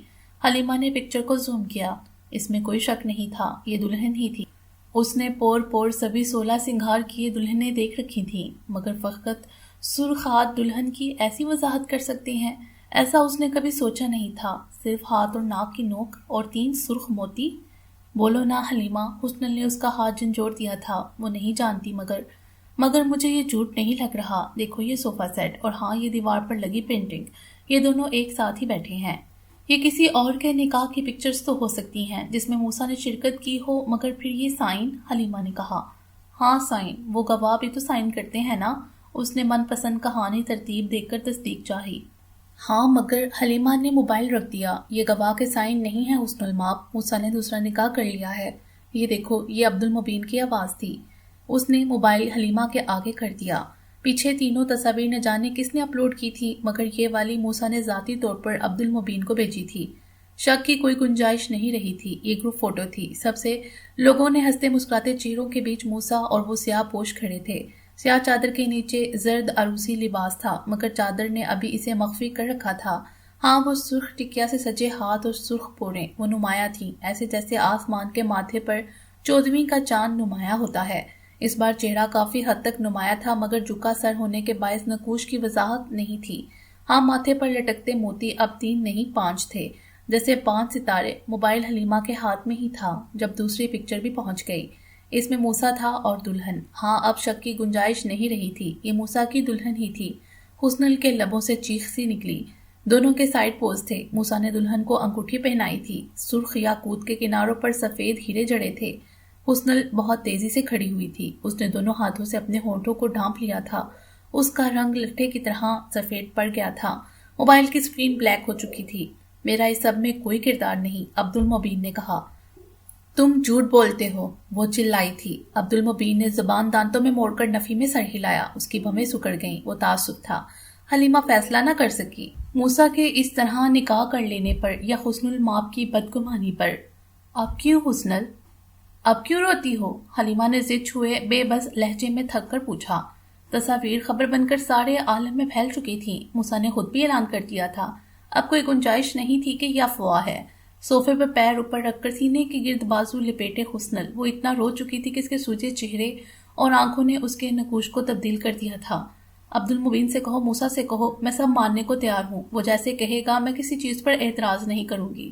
اس کی آواز بھی اجنبی لگتی تھی، بوجھل، شکستہ، بے بس۔ اعتراض نہیں کرو گی؟ وہ کیسے مان لوں؟ تم نے ہی تو مجھے کہا تھا میں سمجھنے کی کوشش کروں۔ باحثیت بیوی تمہیں اس کی قربت سے وحشت ہوتی ہے، تم برداشت کر ہی نہیں سکتی۔ ہاں، وہ پھڑ پھڑائی، میں نے کہا تھا، لیکن اب میں کہہ رہی ہوں کہ اب کیا فائدہ حسنل، وقت ہاتھ سے نکل گیا۔ جس چیز سے ہم ڈرتے تھے، تمہیں ڈراتے تھے، وہ ہو گئی۔ حلیمہ کے لہجے میں حقیقی دکھ تھا۔ نہیں، اب بھی کچھ نہیں بگڑا، وہ میرا فون نہیں اٹھا رہا، ورنہ میں اسے کہتی نا تو وہ مان لیتا۔ بس کسی طرح اسے میرا پیغام پہنچا دو۔ وہ جو بھی کہے گا میں مان رہی ہوں۔ جب اسے یہ پتہ لگے گا نا، وہ سب چھوڑ چھاڑ کر آ جائے گا، تم دیکھ لینا۔ اس کا دعویٰ یقین سے بھرپور تھا۔ کس دنیا میں ہو حسنل؟ گاڑی نکل چکی، پٹری چمک رہی ہے۔ نہیں نہیں، وہ چھوڑ دے گا اسے۔ وہ مجھ سے بہت محبت کرتا ہے۔ وہ محبت تو تم بھی اسے کرتی تھی، بہت۔ حلیمہ نے سارے جسم کا زور لگا کر بہت ادا کیا۔ تم سے تو کچھ نہ چھوڑا گیا۔ مادیت پرستی کی حد کر دی تم نے حسنل۔ محبت تو دکھائی نہیں دی گئی۔ اریبہ ٹھیک کہتی ہے، محبت کبھی تھی ہی نہیں۔ راستہ تھا، ایسا راستہ جو گڑھے میں جا رکھے۔ تم منہ کے بل گری ہو اور اتنے نیچے ہو کہ جیسے زمین کی تہہ سے جا لگی ہو۔ کوئی ہاتھ اتنا لمبا نہیں کہ تم کو اوپر کھینچ سکے۔ حلیمہ کی آواز بوجھل ہو گئی۔ تم، اس نے انداز نشست بدلا۔ وہ بے تاب ہی دکھائی دینے لگی۔ تم ٹھیک کہہ رہی ہو، میں نے غلطی کی۔ میرا خیال تھا میں ایسے سخت بولوں گی تو وہ باز آ جائے گا۔ میرا اور کوئی مقصد نہیں تھا، یقین کرو۔ باز آ جائے گا؟ باز آ جائے گا؟ تمہیں یاد ہے تم کس چیز سے باز رکھنا چاہ رہی تھی؟ حلیمہ کے لیے اپنی دل ملاحٹ پر قابو پانا مشکل ہو گیا۔ تم سب لوگوں نے سوچے سمجھے منصوبے کے تحت مجھے بدنام کرنے کی کوشش کی۔ وہ بھڑک گئی۔ تم سب مجھے کافر ثابت کرنا چاہتے ہو، جبکہ میں نے صرف یہ چاہا تھا کہ وہ دونوں چیزوں کو ساتھ لے کر چلے، جیسے اور دنیا کرتی ہے۔ جیسے وہ نام گنوانے لگی۔ بس، حلیمہ نے ہاتھ اٹھایا۔ بعض چیزیں ساتھ ساتھ نہیں چل سکتی حسنل، تمہیں سمجھ کیوں نہیں آتا؟ وہ ضد چھو کر چلائی تھی۔ آگ اور پانی کا ملاپ نہیں ہو سکتا۔ دنیا آگ ہے حسنل، تم نے کبھی آگ تاپتے لوگ دیکھے ہیں؟ وہ حد برقرار رکھتے ہیں، تبھی گرمائش کا لطف اٹھا سکتے ہیں۔ جسم کو گرم کرنے کے لیے کبھی کسی کو آگ میں کودتے دیکھا تم نے؟ دنیا کی مثال بھی ایسی ہے، اس سے بھی دور رہ کر لطف اٹھانے کا سبق دیا گیا ہے۔ اس کے اندر اتنا غصہ نہیں چاہیے کہ یہ جلا کر راکھ کر دے۔ دنیا سوئے ہوئے اژدہا کی مثال رکھتی ہے، اسے دور سے دیکھ کر پناہ مانگنے والے ہی بچے رہتے ہیں۔ کچھ ہوتے ہیں سر پھرے جو چھو کر دیکھنا چاہتے ہیں، مگر تم نے دیکھا ہوگا وہ کیسے محتاط ہوتے ہیں۔ دنیا کو بھی ایسے ہی چپکے سے چھونا چاہیے کہ وہ اژدہے کی طرح پلٹ کر شکنجے میں نہ کس لے۔ اور کچھ مہم جو ایسے ہوتے ہیں جو اس اژدہا کو بس میں کرنا چاہتے ہیں، تو وہ سب سے پہلے اژدہا کے سر کو قابو کرتے ہیں، اس کا زہر نکال دیتے ہیں، اس کا سر کچل دیتے ہیں۔ دنیا کی مثال اژدہا سی ہے حسنل، اس پر فتح پانے کے لیے اس کا سر کچلنا پڑتا ہے، اور یہ کام بہت مشکل ہے۔ انسان کے نفس کی گرفت اژدہا سے کئی سو گنا زیادہ ہوتی ہے۔ جو اس جکڑ میں آ جائے وہ پھر نہیں نکل سکتا۔ اور افسوس تم ایسے ہی جکڑے گئیں، تم سے دنیا کا سر نہیں کچلا گیا۔ دنیا تلوے کے نیچے دبا کر رکھنے کی چیز تھی، تم نے اسے دل میں چھپا کر رکھ لیا، اور اب روتی ہو؟ حلیمہ نے چور چور لہجے میں کہا۔ تم ٹھیک کہہ رہی ہو، میں شرمندہ ہوں نا، لیکن اب اس شرمندگی سے کیا حاصل؟ حاصل کیوں نہیں؟ وہ مستعد ہو گئی۔ بس موسیٰ کو میرا پیغام دے دو۔ وہ اسی پر یقین انداز میں بولی جس کا خاصا تھا جب وہ اپنے دماغ میں کسی چیز کو سوچ لیا کرتی تھی، اور حلیمہ نے ان چیزوں کو اسی طرح سے ہوتے دیکھا تھا۔ مگر کیا اب بھی؟ تم جانتی ہو تم کیا کہہ رہی ہو؟ اسی موسیٰ کو بلا رہی ہو جس کی موجودگی سے تمہیں… حلیمہ نے وہ جملے کہے جس کا نقطہ اعتراض تھے، جنہیں اس نے بہت کھلے پن اور ہٹ دہمی سے کہا تھا۔ ہاں، میں کر لوں گی برداشت، اگر میں اسے کسی اور کا ہوتا نہیں دیکھ سکتی۔ میرا پورا وجود کانٹوں سے الجھ گیا ہے حلیمہ، کہ اس کا نام کسی اور کے ساتھ جڑا ہوا ہے۔ وہ ایکسکیوز می، حلیمہ نے عجیب سے لہجے میں ٹوکا۔ نکاح کو 4 دن گزر چکے ہیں، بات نام سے آگے جا چکی۔ وہ کسی اور کو اپنی بیوی کا درجہ دے چکا ہے حسنل؟ نہیں۔ حسنل نے ایک پل کو روک کر اس کے جملے کی گہرائی کو ناپا۔ اگلے ہی پل وہ اپنا منہ سر پیٹنا شروع ہو چکی تھی۔ حلیمہ بجلی کی سی تیزی سے اٹھی۔ حسنل کو خود کو پیٹ ڈالنے سے روکنے میں اس کی حالت قہر ہو گئی۔ عبدالمبین سے کہو بس ایک بار میری بات کروا دے، میں اس سے معافی مانگ لوں گی، میں اسے منا لوں گی۔ یقین کرو، تمہیں تو پتہ ہے نا میں جو کہتی ہوں میں کر لیتی ہوں، بس ایک بار میری اس سے بات ہو جائے، میں اس کے سارے گلیش دور کر دوں گی۔ ایک موقع حلیمہ، بس ایک۔ وہ چٹکی بنا کر منت کر رہی تھی۔ اب کچھ نہیں ہو سکتا حلیمہ، وہ شادی کر چکا ہے، وہ چھوڑ دے گا اسے، میں کہوں گا تو وہ چھوڑ دے گا، قسم سے وہ کبھی نہیں چھوڑیں گے۔ حلیمہ نے ایک ایک لفظ چبایا۔ وہ تمہیں معاف کر بھی دیں، بقول تمہارے، تم انہیں منا لو گی، تم ہر چیز ان کی مرضی کے مطابق کر دو گی، وہ پھر بھی نہیں چھوڑیں گے۔ وہ کمٹمنٹ کے پکے آدمی ہیں حسنل، چھوڑ دینے والے ہوتے تو تم کو نہ چھوڑ چکے ہوتے۔ اتنا سب ہونے کے بعد بھی تم ان کی بیوی ہو، اسے چھوڑنا پڑے گا۔ میں بھی اتنا سب چھوڑ دوں گی اس کے لیے۔ ساری بکھری اجڑی کیفیت اڑنچو ہو گئی، وہ بیپاری لگنے لگی جو اپنا سرمایہ داؤ پر لگا کر دیکھ کر آنکھیں ماتھے پر رکھ لیتا ہے۔ حلیمہ بن چکر رہ گئی، اس پر وہی کی طرح یہ ادرا کترا۔ حسنل کے آنسو جھوٹے تھے یا وہ مکر کر رہی تھی، جیسے وہ پسے پردہ کوئی منصوبہ ترتیب دے چکی ہو، جیسے کہ وہ دعویٰ کرتی ہے وہ سب ٹھیک کرے گی، موسیٰ کو منا لے گی، اور جب موسیٰ لوٹ آئے گا تو پھر سے اس راہ پر اس کے پاس پلان دینے کے لیے بی، سی اور ڈی بھی ہو سکتا تھا۔ حلیمہ اس سے بڑے ہو کر بیٹھ گئی۔ میں سمجھ رہی ہوں۔ حلیمہ کا سر دھیرے دھیرے اس بات میں ہلنے لگا۔ تم ڈبل کراس کرو گی، تم نے اس گیم کو نئے طریقے سے ترتیب دے دیا ہے نا؟ موسیٰ کو ہاتھ سے جاتے دیکھا تو پینترا بدل لیا، ہے نا؟ حلیمہ کو اپنے کہے پر خود ہی یقین آنے لگا، جیسے کوئی اس کے کان میں چپکے سے حسنل کے دل کا حال کہہ رہا تھا۔ وہ سب سمجھ رہی تھی، ساتھ ہی اس نے حسنل کا سٹ پٹانا دیکھا، اس نے نظر چڑھائی تھی۔ او خدا! حلیمہ کے سر پر گزر کا دھماکہ ہوا۔ اوہ اللہ جی! تو حسنل کے دماغ میں یہی چل رہا تھا؟ تو یہ آنسو دکھاوا تھے اور یہ تڑپ اداکاری؟ او میرے مالک! ایسی فنکارہ تھی وہ نہیں۔ وہ متعامل ہوئی، مگر حسنل کا بدلہ رنگ، وہ ایک بار پھر بے بسی کی تصویر بنی آنسو پہنچ رہی تھی، اس کی زبوں حال دل پہ گلانے والی تھی۔ مگر حلیمہ کے دل کے کواڑ ٹھاک کی آواز سے بند ہوئے تھے، جیسے گار کے دہانے پر پتھر جا گرتا ہے۔ یاد ہے حریبہ نے اپنی مشکل کا ذکر کیا تھا، معارف اسلامیات کی طلبات کو بنی اسرائیل کی فطرت سمجھنا مشکل ہوتا ہے۔ اس نے کہا، اگر وہ مثال کو مجسم جیتا جاگتا دکھانا چاہے تو حسن ماب کو دکھایا جا سکتا ہے۔ مجھے اس کے اس بے حد سخت تجزیے پر اعتراض ہوا تھا، مگر ابھی مجھ پر انکشاف ہوا۔ وہ ٹھیک کہہ رہی تھی، اپنی ہٹ درمی، اپنی عجلت، اپنی جمع تفریق اور حساب کتاب میں تم بالکل ان جیسی ہو۔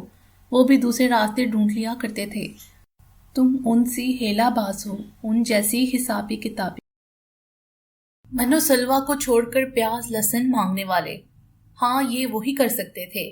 ہفتے کے روز مچھلیاں پکڑنے کی بات پر کس مہارت سے جو راستہ ڈھونڈا انہوں نے، اور جب نئے شہر میں سجدہ کرتے ہوئے داخل ہونا تھا تو وہ کلا بازیاں کھاتے داخل ہوئے، جنہیں ہر بار معافی ملتی تھی، جو ہر بار گناہ کرتے تھے، جنہیں سزائیں دی گئیں۔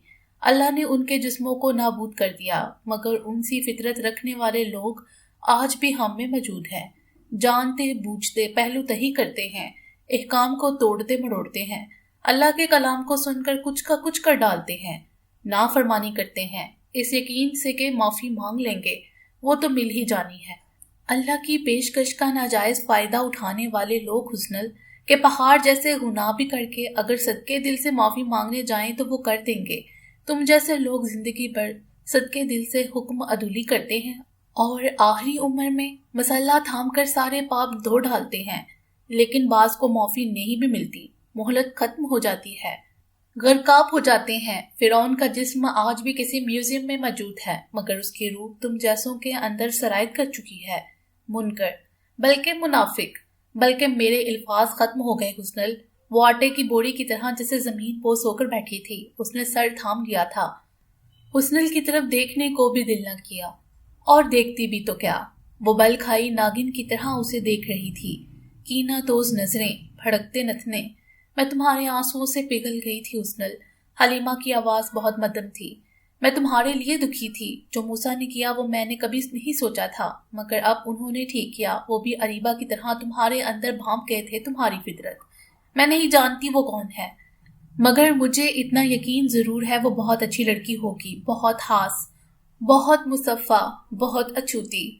اس کے حاص الحاص ہونے کے لیے یہ نشانی کیا کم ہے کہ اسے موسیٰ نے خود چنا۔ وہ تم سے بالکل الٹ ہوگی، موسیٰ نے جانچا ہوگا تبھی تو۔ اسے یہ درجہ دیا تم سے چھین کر، وہ تم سے، وہ ساری دنیا سے اچھی لڑکی ہوگی، مجھے پتا ہے۔ تم سے محبت میں، تمہاری فکر میں دیکھے بغیر ہی میں نے اس سے اناج پال لیا تھا، مگر اب میرا اس سے ملنے کا اشتیاق حد سے سوا ہو گیا ہے۔ کون ہوگی، کیسی ہوگی؟ حلیمہ کے انداز میں عقیدت سی بھر آئی۔ جا رہی ہوں میں، تم رہو اس گھر میں اکیلی، نئے دھوکے سوچو بیٹھ کر، نئے تانے بھانے۔ موسیٰ تو گیا حسنل، تم نے کھو دیا موسیٰ، وہ موسیٰ جس کو تم نے دعاؤں میں مانگا تھا۔ دعائیں اللہ پوری کرتے ہیں، تم نے اللہ کی دی چیز کو ضائع کر دیا ہے۔ اف، اس نے نہ جانے کیوں رونا شروع کر دیا۔ کسی نصیحت سے، کسی آیت سے، کسی حکایت نے حسنل کے سیاہ پڑے دل پر اثر نہ کیا۔ وہ حلیمہ کے رونے سے نگاہیں ہٹا کر سامنے دیوار کو دیکھ رہی تھی۔ اس نے آگے کیا کرنا تھا، مگر اپنا بید کھل جانے پر وہ شرمندہ نہیں تھی۔ اس کا تنا چہرہ، پھیلی نظریں اور بے حد خاموشی بتا رہی تھی وہ وہی دل رکھتی تھی جس پر مہر لگا دی گئی تھی۔ اس نے موسیٰ کو اشتعال دلانا چاہا تھا، وہ موسیٰ کو دھوکہ دینا چاہتی تھی۔ اس پر حلیمہ کی فضیحت کا اثر نہیں ہوا، ورنہ بید کھل جانے پر لوگ جنب جاتے ہیں، تو یعنی اریبہ کا تجزیہ درست تھا۔ حلیمہ نے مہر ثبت کر دی، اس کی ہٹ دھرمی برقرار تھی، وہ زندگی بھر اس پر قائم رہنے والی تھی۔ اس پر کسی چیز کا اثر نہ ہونا تھا، نہ ہوا۔ فلائٹ صرف 25 منٹ لیٹ تھی۔ حلیمہ نے عبد المبین کی صورت دیکھی۔ سفید خدر کے سوٹ پر سیاہ جیکٹ پہنے، وہ پشت پر ہاتھ باندھے بے تاثر چہرے کے ساتھ کھڑا تھا۔ گزرے وقت نے بہت دبلے پتلے عبد المبین کا جسم بھر دیا تھا۔ اس کے عام نقوش پر پاکیزگی نے نور کا احاطہ کھینچ رکھا تھا۔ اس پر اس کا علمی قد، کتنے ہی لوگ انگلی کے اشارے سے اسے دیکھ رہے تھے۔ وہ دیکھو مولانا عبد المبین، بعض بہت عقیدت سے ہاتھ ملا کر بھی گزر جاتے۔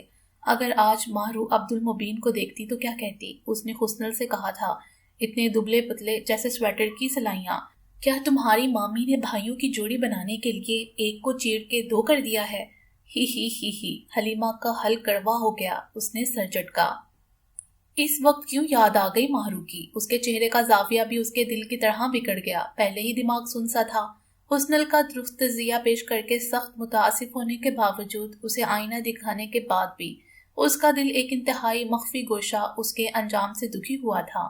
پتہ نہیں عبد المبین کی دلی کیفیت کیا تھی۔ وہ دونوں موسیٰ اور نو بیاتہ کے استقبال کو ایئرپورٹ آئے ہوئے تھے۔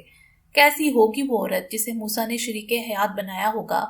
دلہن دیکھنے کا اشتیاق ہر ایک کو تھا، مگر وہ کیسی ہوگی جسے حسنل کو چھوڑ کر اپنایا گیا؟ اور یہ صرف حلیمہ کے دل کا سوال نہیں تھا، اور اس بندہ بشر کا جو موسیٰ کو جانتا تھا، جو اس کے ساتھ ہونے والی ہر چیز سے واقف تھا۔ عبد المبین حلیمہ کے برابر آن بیٹھا، وہ اسے دیکھ کر یوں ہی مسکرا دیا۔ میں سوچ رہی ہوں وہ کیسی ہوگی۔ تم یہ بات 10 بار بتا چکی ہو، ابھی آتی ہوگی دیکھ لینا۔ اس نے پیروں کی کینچی بنا کر پیر کرسی کے نیچے کر دیے اور سینے پر ہاتھ لپیٹ کر تھکان زدہ سانس لی۔ تب فلائٹ کی آمد کا اعلان ہو گیا۔ وہ دونوں بہت بے-تابی سے اٹھے تھے، گلاس وال کے پڑے، تھکان زدہ مسکراتے چہرے۔ سفر تمام ہوا، نئی منزل، نئے راستے، اور کہاں رہ گیا تھا موسیٰ؟ انتظار کی گھڑیاں سولی پر ٹانگ رہی تھیں۔ اوہ موسیٰ! عبد المبین کی جوشیلی آواز ابھری۔ حلیمہ کے پورے جسم میں سنسنی کی لہر دوڑ گئی۔ اس نے عبد المبین کی نگاہوں کا تعاقب کیا۔ وہ موسیٰ کی سمت ہاتھ ہلا رہا تھا۔ حلیمہ پنجوں کے بل اونچی ہوئی۔ موسیٰ کی شریک حیات چند قدم پیچھے تھی۔ پیچھے سے آتے لوگوں نے بھگدڑ سی مچا دی۔ موسیٰ رک گیا۔ اس نے اس کا پیچھا رہ جانا محسوس کیا تھا۔ وہ پلٹا، وہ گھبرا کر رک سی گئی تھی۔ اس نے موسیٰ کو دیکھا تھا۔ ایک بچے کی پرائم بیچ میں حائل تھی۔ موسیٰ نے ہاتھ سے پرائم کو پڑے کیا اور دوسرا ہاتھ اس کی سمت بڑھا کر اسے اپنے ہم قدم کر لیا۔ حلیمہ کا اشتیاق حد سے سوا ہو گیا۔ اس کا سارا وزن پیر کے انگوٹھے پر چڑھ آیا تھا۔ اتنی دور سے نقوش واضح نہیں ہو رہے تھے، مگر یہ صاف پتہ لگتا تھا کہ دلہن آئی ہے۔ اشتیاق کی ماری صرف حلیمہ نہیں تھی، مکھیوں سی بن بناہٹ نے ماحول مقدر کر دیا۔ ہر ایک کو پتہ لگ گیا موسیٰ دلہن لے آیا ہے۔ لوگ ایک دوسرے پر گرے پڑے تھے۔ اور دلہن؟ حلیمہ نے قدم زمین پر جمائے۔ اس نے الجھی نگاہ سے عبد المبین کو دیکھا تھا۔ اب تو کسی پرنٹ سے آئی دلہن بھی جہاز میں سفر کرتے وقت پینٹ شرٹ چڑھا لیتی ہے۔ موسیٰ ایسی روایتی سرخ شلوار قمیض والی دلہن کہاں سے لے آیا تھا؟ فاصلہ مزید کم ہو گیا۔ اکثر لوگ موسیٰ سے ہاتھ ملانا چاہتے تھے، کچھ نے گلے لگا کر مبارکباد بھی دے ڈالی۔ لوگوں نے ان کے گرد گھیرا سا ڈال رکھا تھا، سو ان کے قدم بہت سست تھے۔ دلہن کا ایک ہاتھ موسیٰ کے ہاتھ میں تھا، دوسرے سے اس نے دوپٹے کو ٹھوڑی کے پاس سے کس رکھا تھا۔ حلیمہ نے ہاتھ کی پشت پر بنی ٹکیا کو دیکھا۔ وہ اول روز کی طرح دمک رہی تھی۔ رش بھرنے کے باعث ایئرپورٹ سیکیورٹی نے حائل ہو کر انہیں نکلنے کا راستہ صاف کر دیا۔ عبد المبین جسٹ بڑھ کے موسیٰ کے گلے لگا تھا۔ حلیمہ دونوں بازو پھیلائے آگے بڑھی تھی، مگر اس نے دلہن کو ایک قدم پیچھے ہٹتے دیکھا اور پھر دوسرا بھی۔ حلیمہ نے چونک کر نظر اٹھائی۔ دلہن کا دوپٹہ جو چہرے کو مقدور پر چھپائے ہوئے تھا اب پیچھے کو سرک گیا تھا۔ اس کا چہرہ نمایاں ہو گیا۔ اس بار حلیمہ کا پیر پیچھے کو اٹھا تھا۔ نہیں، اس نے پلکیں زور سے جھپکی۔ ہاں، یہ ماہرو کا چہرہ تھا، کچھ پتلا کچھ لمبا، مگر یہ ماہرو ہی تھی۔ موسیٰ نے تعارف بھی کروا دیا۔ عبد المبین حمیدہ ہو کر بہت احترام سے سلام کر رہا تھا۔ حلیمہ کے قدم جکڑے گئے تھے۔ آپ کے لیے تو یہ اجنبی نہیں ہے بھابی جان۔ موسیٰ حلیمہ سے مخاطب تھا۔ حلیمہ کی جواب کی طاقت جواب دے گئی۔ جب عبد المبین نے اسے موسیٰ کے نکاح کی خواہش کا بتایا تو اس نے بہت عجیب سی بات بھی بتائی تھی۔ آپ فکر نہ کریں، ایک سے ایک اچھی لڑکی موجود ہے، آپ جس سے کہیں گے اس سے نکاح ہو جائے گا۔ نہیں، مجھے اچھی لڑکی نہیں چاہیے، میں ایک بری لڑکی کو جانتا ہوں، مجھے اس سے نکاح کرنا ہے تاکہ وہ اچھی ہو جائے۔ تو یہ تھی وہ بری اچھی لڑکی۔ اس کی اچھائی کے لیے یہ مثال کیا کم تھی کہ اسے موسیٰ نے چنا؟ اور خود حلیمہ نے حسنل سے کیا کہا تھا؟ میں نہیں جانتی وہ کون ہے، مگر مجھے اتنا یقین ضرور ہے وہ بہت اچھی لڑکی ہوگی، بہت خاص، بہت مصفہ، بہت اچھوتی، وہ ساری دنیا سے اچھی ہوگی۔ مجھے پتا ہے، مجھے پتا ہے، مجھے پتا۔ موسیٰ کے اشارے پر ماہرو نے سہمے انداز سے ایک بار پھر تصدیق چاہی۔ وہ اسے حلیمہ کی طرف بڑھنے کا ہی اشارہ کر رہا ہے نا؟ موسیٰ نے سر ہلایا۔ ہاں، وہ یہی کہہ رہا ہے، لیکن ماہرو کی ہمت نہیں ہو رہی تھی۔ عبد المبین کے لیے حلیمہ کا رد عمل حیران کن تھا۔ اس نے اسے ٹہکا دیا کہ اسے آگے بڑھ کر دلہن کو گلے لگانا چاہیے، اور جیسے دلہنوں کو سہارا دے کر چلاتے ہیں ویسے اسے باہر گاڑی تک بھی لے جائے۔ ان تینوں کی نگاہیں حلیمہ پر گڑی تھیں۔ عبد المبین کے لیے حیرت تھی۔ ماہرو کے انداز میں وہی 17 برس پہلے کا سیم تھا، اور موسیٰ یہ دیکھنے کا شائق تھا کہ حلیمہ ماہرو کے ساتھ کیا سلوک کرے گی۔ اس نے زندگی بھر اپنی اچھائیوں اور نیکیوں کے جام میں مبتلا لوگ دیکھے تھے۔ ماہرو نے اپنی زندگی کے تمام منفی کرداروں اور مجرموں کو معاف کر دیا تھا، ماریا کو، مننے کو، خدیجہ بانو کو، مگر حلیمہ کو وہ کر نہ سکی۔ زمانہ بدل گیا ہے، اب صحیح ہونے کی گواہی کے لیے نہ فرشتے اترتے ہیں نہ آیات، مگر اللہ کا بندے سے پیار اور ظرف ہر چیز سے بڑا ہے۔ وہ گھما پھرا کر حالات موافق کر دیتا ہے، واقعات ثبوت بن جاتے ہیں، حق مجسم ہو جاتا ہے۔ وہ کس انسان کو کس نظر سے دیکھتا ہے، اس نے ماہرو کو کس نظر سے دیکھا، یہ اب بتانے کی بات نہیں رہی تھی۔ لیکن کیا حلیمہ نے اس چیز کو سمجھا؟ نہیں۔ موسیٰ نے منہ پھیر لیا۔ حلیمہ نے آگے بڑھ کر ماہرو کو گلے سے نہیں لگایا تھا، اس نے اپنا ہاتھ بڑھایا تھا مصافحہ کرنے کے لیے، مگر ایسے اور اتنا کہ بس انگلیاں مس ہوں۔ بعض لوگ کبھی نہیں مانتے۔ حسن المآب کبھی بھی حسنل کی کہانی نہیں تھی، یہ اس نیک انجام اچھا ٹھکانے کی کہانی تھی جس سے ہر ایک دو چار نہیں ہوتا۔ ماہرو کو زندگی بھر یہ دکھ رہا کہ وہ اچھے گھر میں پیدا نہیں ہوئی، اسے ایک مضبوط پس منظر والا خاندان نہیں ملا۔ موسیٰ خود سے نظر ملانے سے کتراتا تھا، اسے اسکار اور بدر جیسے والدین نہیں ملنے چاہیے تھے۔ دونوں یہ سوچتے تھے کہ اگر وہ ایک اچھے گھر میں نیک والدین کے ہاں پیدا ہوتے، اچھے ماحول میں پرورش پاتے تو بہت اچھے ہوتے۔ پیدائش، ماحول، تربیت کی اہمیت سے انکار نہیں، مگر جب انسان دیکھنا، سیکھنا اور سمجھنا شروع کرتا ہے تو اسے اچھے برے کی تمیز کرنے کا پتہ چل جاتا ہے۔ صحیح اور غلط کی تمیز تو جانور بھی کر لیتے ہیں۔ بڑکی آگ کے اندر بڑے گوشت کے لوتھڑے کو اٹھانے کے لیے کتا کبھی منہ نہیں ڈالتا، وہ گوشت کو اپنی دنیا کو جلتے دیکھتے رہتا ہے، مگر انسان سے اپنی دنیا جلتی دیکھی نہیں جاتی، وہ آگ میں ہاتھ ڈال لیتا ہے، جل جانے، خاک ہو جانے کا خدشہ فراموش کر کے۔ حلیمہ بھی تو کتنے اچھے مکمل خاندان میں پیدا ہوئی تھی، اور حسنل؟ کیا کوئی سوچ سکتا تھا کہ مفتی عبید الرحمن جیسے خاندان میں پیدا ہونے والی بچی ایسی نکلے گی؟ فطرت ہر چیز پر حاوی ہو جاتی ہے، کوئی مثال، کوئی حقائق، کوئی آیت اثر نہیں کرتی۔ زندگی کی خوبصورتی اور دعام اقتدال پسندی میں ہے۔ مفتی عبید الرحمن جیسے انسان کے گھر کے ماحول میں کب کچھ معاملات انتہا پسندی کا روپ دھار کے کسی کو پتہ نہ چلا۔ ذرا سی ٹیڑھی بچی کو موڑ کر سیدھا کیا جا سکتا تھا، دھیرے دھیرے، جیسے موم کو شکل دیتے ہیں۔ مفتی صاحب منکر المزاج تھے، معتدل مزاج، متحمل، لیکن انہی کی ناک کے نیچے ان کے بیٹے بہویں اپنے کہے کو حرف آخر اور اپنی ہی بات کو آمنا صدقنا سمجھ کر لاگو کرتے کرتے یہ بھول گئے کہ ذرا سی لچک دکھا کر، جانتے بوجھتے پہلو تہی کر کے وہ اس بچی کو متنفر کر رہے ہیں۔ ورنہ ایک گڑیا چند نظمیں اور تھوڑی ضد پوری کر کے وہ اس کا قبلہ درست کر سکتے تھے، مگر وہی غیر لچکدار رویہ، بے حد سختی اور قاطعیت اور اس پر حسنل کی فطرت پھر وہی ہونا تھا۔ حسنل ماپ اور ماہ اور کے آگے خالی جگہ ماہرو کے نام سے بھر گئی۔ اس پر ماہرو کی حیرت نہیں جاتی۔ وہ داستان کے اس اختتام پر مکمل ہو جانے والے عنوان پر انگلی پھیرتی ہے۔ اس نے کبھی نہیں سوچا تھا کہ وہ اس نیک انجام سے ہمکنار ہوگی، یا ایسا اچھا ٹھکانہ موسیٰ کی ہمراہی اسے ملے گا۔ اس کے ساتھ تمام زندگی سب کچھ بہت برا ہوا تھا۔ اس نے مان لیا تھا کہ آگے بھی ایسا ہی ہوگا، مگر اس کا کیا کہیے کہ اللہ کو اپنا ہر بندہ بہت پیارا ہے۔ وہ جس پر ایمان رکھے اور وہ بدبخت جو نہ رکھے، اس کی عنایت و رحمتوں کو اس سے کوئی فرق نہیں پڑتا کہ وہ کس پر برس رہی ہیں، ورنہ بارش صرف مومن پر پڑتی، پھولوں سے خوشبو بھی اسی کو آتی، وہی خوبصورت ہوتا، اس کو شرف ملتے، اور باقی سب ذلیل و خوار ہوتے۔ اللہ نے کبھی تعریف نہیں کی، ہاں مگر اس کے بندے۔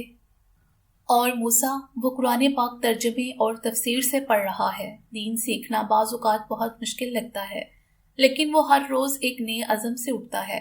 کاش ایک جادو کی چھڑی ہو اور اسے سب سمجھ آ جائے۔ اس کا علم گود سے شروع نہیں ہوا، لیکن وہ گور تک اسے حاصل کرتا رہنا چاہتا ہے۔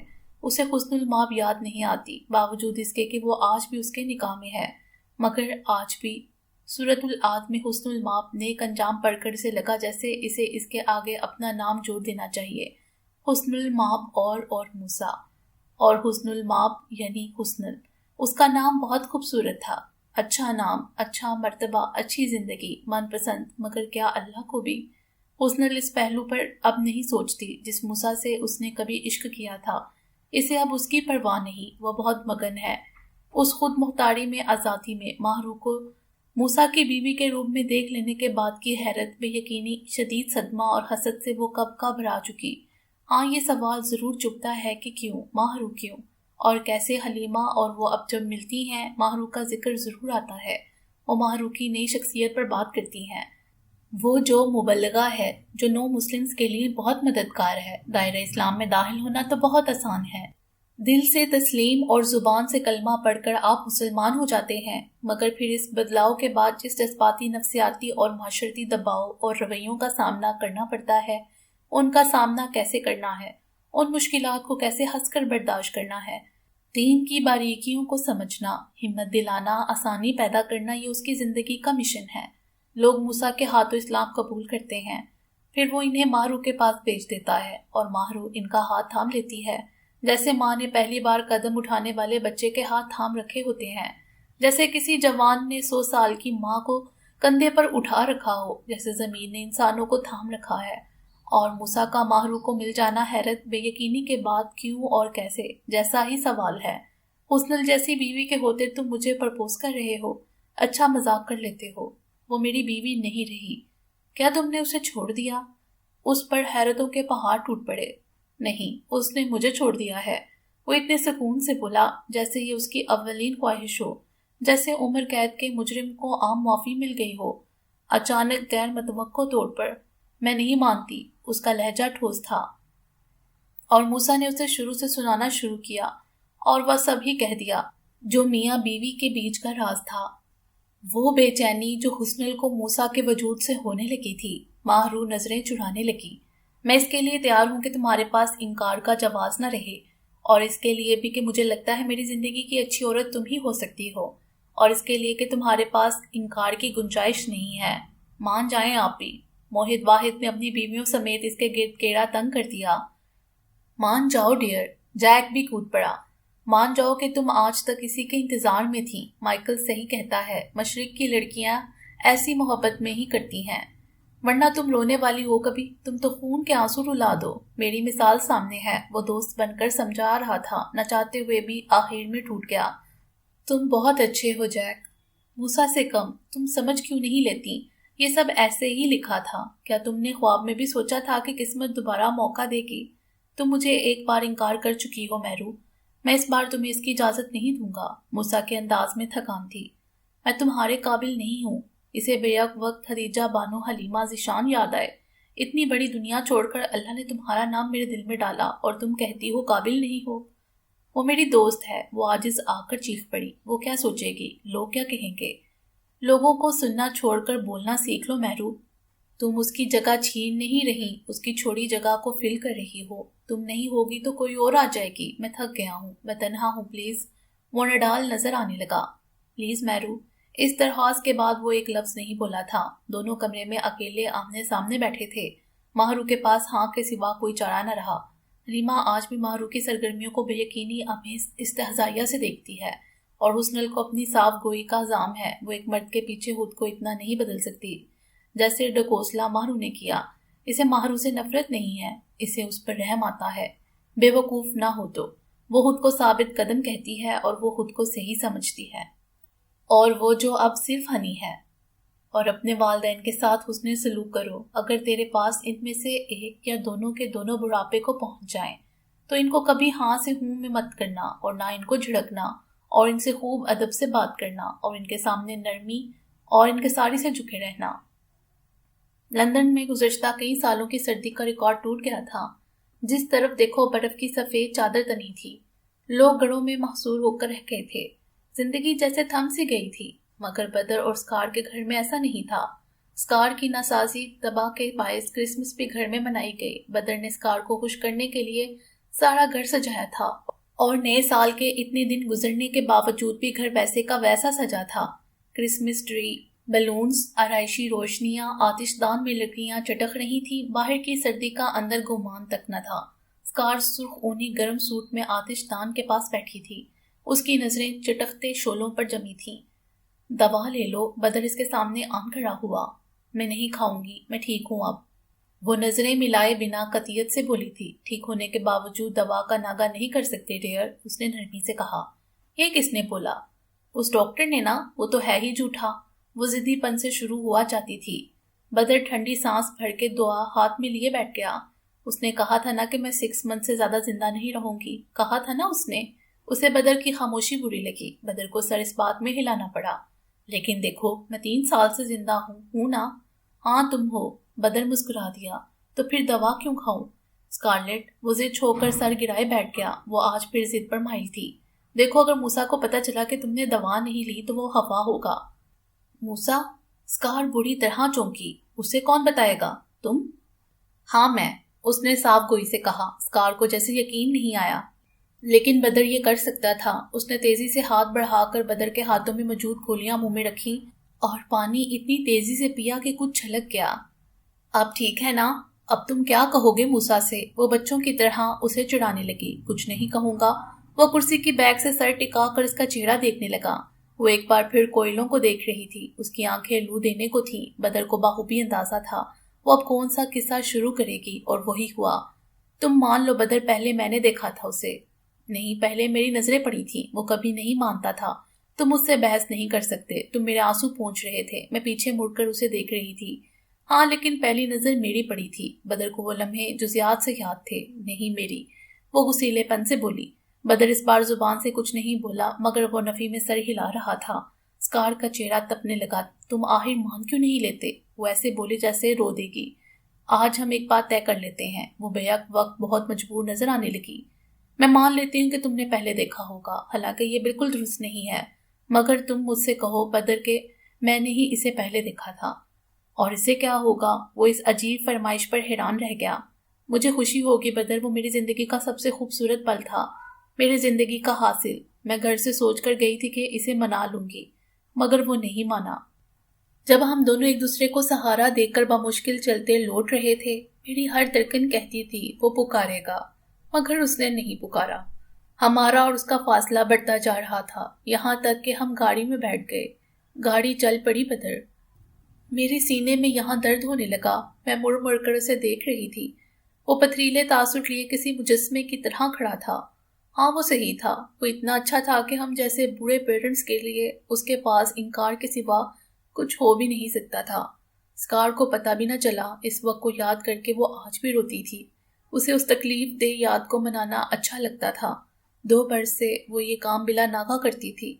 وہ اس وقت رخصت کو اتنی بار دہرا چکی تھی کہ اس کی اصل شکل ختم ہو چکی تھی، اور اب وقت رنگ آمیزی تھی۔ بدر اسے منع کرنا چاہتا تھا وہ خود کو اذیت نہ دے، مگر پھر اسے پتہ لگا اس اذیت کے اختتام پر جو خوشی ملی تھی وہ ذکر تو بدر کا دل بھی کرتا تھا، چلتا رہے کبھی ختم نہ ہو۔ بدر کو پتہ بھی نہ چلتا تھا، وہ روز لاشعوری طور پر منتظر رہتا کہ اسکار قصہ شروع کرے، یہیں سے کہ پہلی نظر اس کی پڑی تھی۔ یہ بحث آخری سانس تک جاری رہے۔ ہاں، گاڑی چل پڑی تھی، ہم اس سے اور وہ ہم سے دور ہوتا جا رہا تھا۔ مجھے اس کی شکل دھندلی نظر آنے لگی تھی۔ میں نے اپنی آنکھیں رگڑیں۔ اسکار نے اس یاد میں کھو کر بولنا فراموش کر گئی تھی، سو جہاں سے اس نے بات چھوڑی بدر نے کہنی شروع کر دی۔ پھر میں نے دیکھا، بدر کے لہجے میں سنسنی پیدا ہو گئی۔ نہیں، اسکار اپنی کھوئی کیفیت سے ابھری۔ اس نے شتابی سے بدر کو ٹوکا تھا، ہاتھ ایسے بڑھایا جیسے بدر کے منہ پر رکھ دے گی۔ نہیں، پھر میں نے دیکھا، اس نے ہماری گاڑی کے پیچھے دوڑ لگا دی تھی۔ بدر وہ بھاگ رہا تھا، گاڑی کے شیشے بند تھے، مگر وہ ممی ممی کہہ رہا تھا۔ اس کے دونوں ہاتھ ہوا میں اٹھے ہوئے تھے، وہ بھاگتا آ رہا تھا ہماری گاڑی کے پیچھے۔ وہ مجھے پکار رہا تھا، ممی ممی رک جاؤ۔ نہیں، اس نے ڈیڈ بھی کہا تھا۔ بدر کی آنکھوں سے روز کی طرح آنسو گر رہے تھے، پر ساتھ ہی وہ ہنس رہا تھا۔ اس نے بر وقت ٹوکا۔ اسکار نہ جانے کیوں ثابت کرنا چاہتی تھی کہ موسیٰ نے اس وقت ماں ہی پکارا تھا۔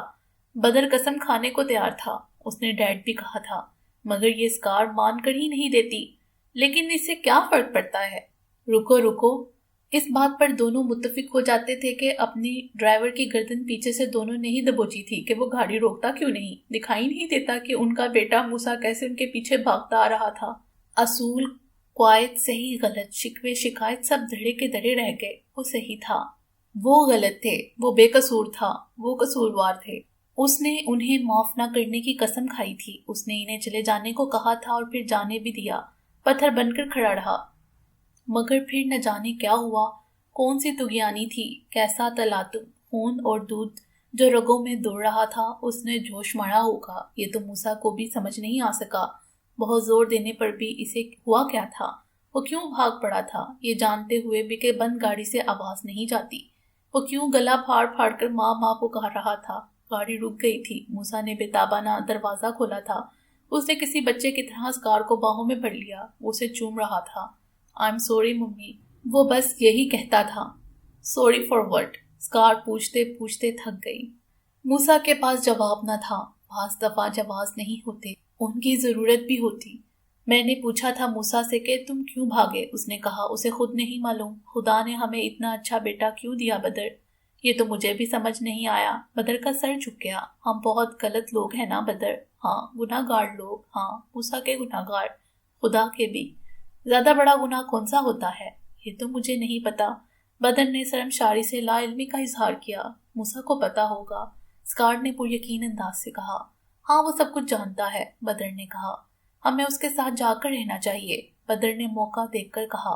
موسیٰ کئی بار کہہ چکا تھا کہ وہ اس طرح تنہا نہ رہیں، مگر اسکار نہیں مانتی تھی۔ جب تک تمہارا باپ وہ معی دین زندہ ہے میں نہیں جاؤں گی۔ وہ اب تک کیوں زندہ ہے بدر؟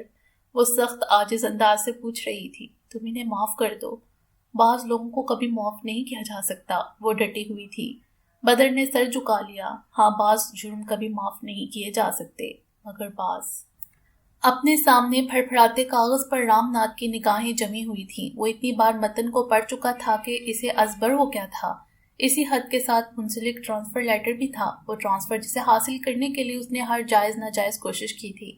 اسی ٹرانسفر کے لیے تو اس نے موسیٰ کو دہشت گرد ثابت کرنے کا شاندار منصوبہ بنایا تھا، اور اس منصوبے کی ناکامی پر جب وہ پاگل ہو گیا اور پھر اس پاگل پن میں پڑ کے اس نے جو کچھ کیا، وہ موسیٰ کو ذلیل خوار کر کے بھڑاس نکالتا رہا اور بعد میں باولے کتے کی طرح اپنے ہی زخم کو رگڑتا رہا، اور اب تو ایسے لگتا جیسے زخموں میں کیڑے پڑ گئے ہوں۔ اس نے سوچا تھا موسیٰ کو دہشت گرد بتائے گا اور انعام میں ٹرانسفر۔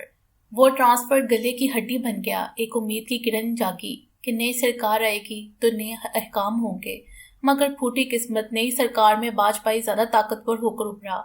شروع میں صحرا کی یہ نوکری اس کی اپنی عیاشیوں کی راہ میں رکاوٹ تھی، کہاں ممبئی اور کہاں یہ زندگی، مگر گزرتے وقت نے زندگی کے دوسرے اور اصل مسائل کو اجاگر کر دیا تھا۔ اس کا خاندان ممبئی میں تھا، 3 بیٹیاں اور 1 بیٹا۔ وہ یہاں سروائیو نہیں کر سکتے تھے۔ اگر انہیں اپنے آبائی گاؤں میں رکھتا تو تعلیم کا خرچ ہوتا۔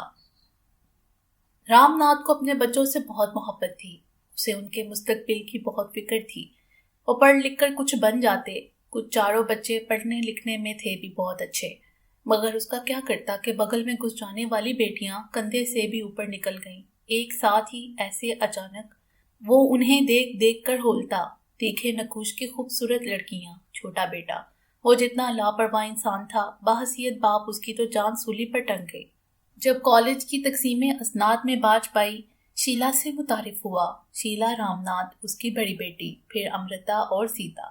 ایک عذابناک صورتحال، کاش وہ اپنے گھر میں ہوتا۔ اس کی پتنی اور بیٹیاں باج پائی کی خوشنودی کے لیے کوشاں رہتی تھی کہ کچھ بھی ہو جائے، اسی طرح رام ناتھ کے ٹرانسفر آرڈر پاس کروا دے وہ۔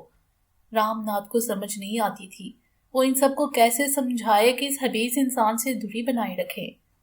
سخت ماحول اور حالات نے اس کے اعصاب کمزور کر دیے تھے، اس کی صحت پہلی سی نہیں رہی، شوق بھی جاتے رہے، پتہ نہیں کس کی بد دعا لگ گئی تھی۔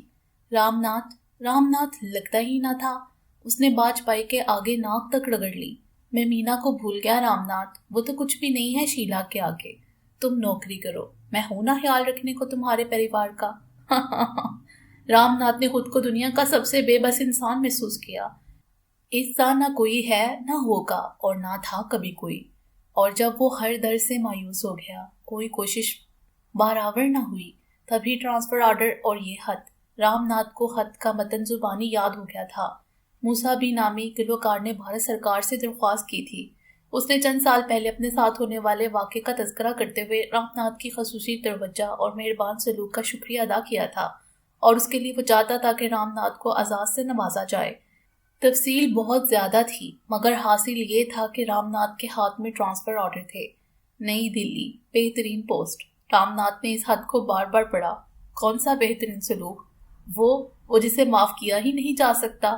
اس نے تو کوئی مہربان رویہ نہیں رکھا تھا، اس نے تو، اور اب زندگی بھر رام ناتھ نے بہترین سلوک کو یاد کرنا تھا۔ کون سا بہترین سلوک جس کے لیے وہ شخص مشکور تھا؟ کون سی نیکی؟ کب کی اس نے تو، اس سے آگے رام ناتھ کا دماغ خالی ہو جاتا ہے۔ ختم شد۔ امید ہے آپ کو یہ ناول پسند آیا ہوگا۔ ہمارے چینل کو سبسکرائب کریں اور بیل آئیکن کو پریس کر دیں ہمارے چینل کی لیٹسٹ اپڈیٹس حاصل کرنے کے لیے۔ شکریہ۔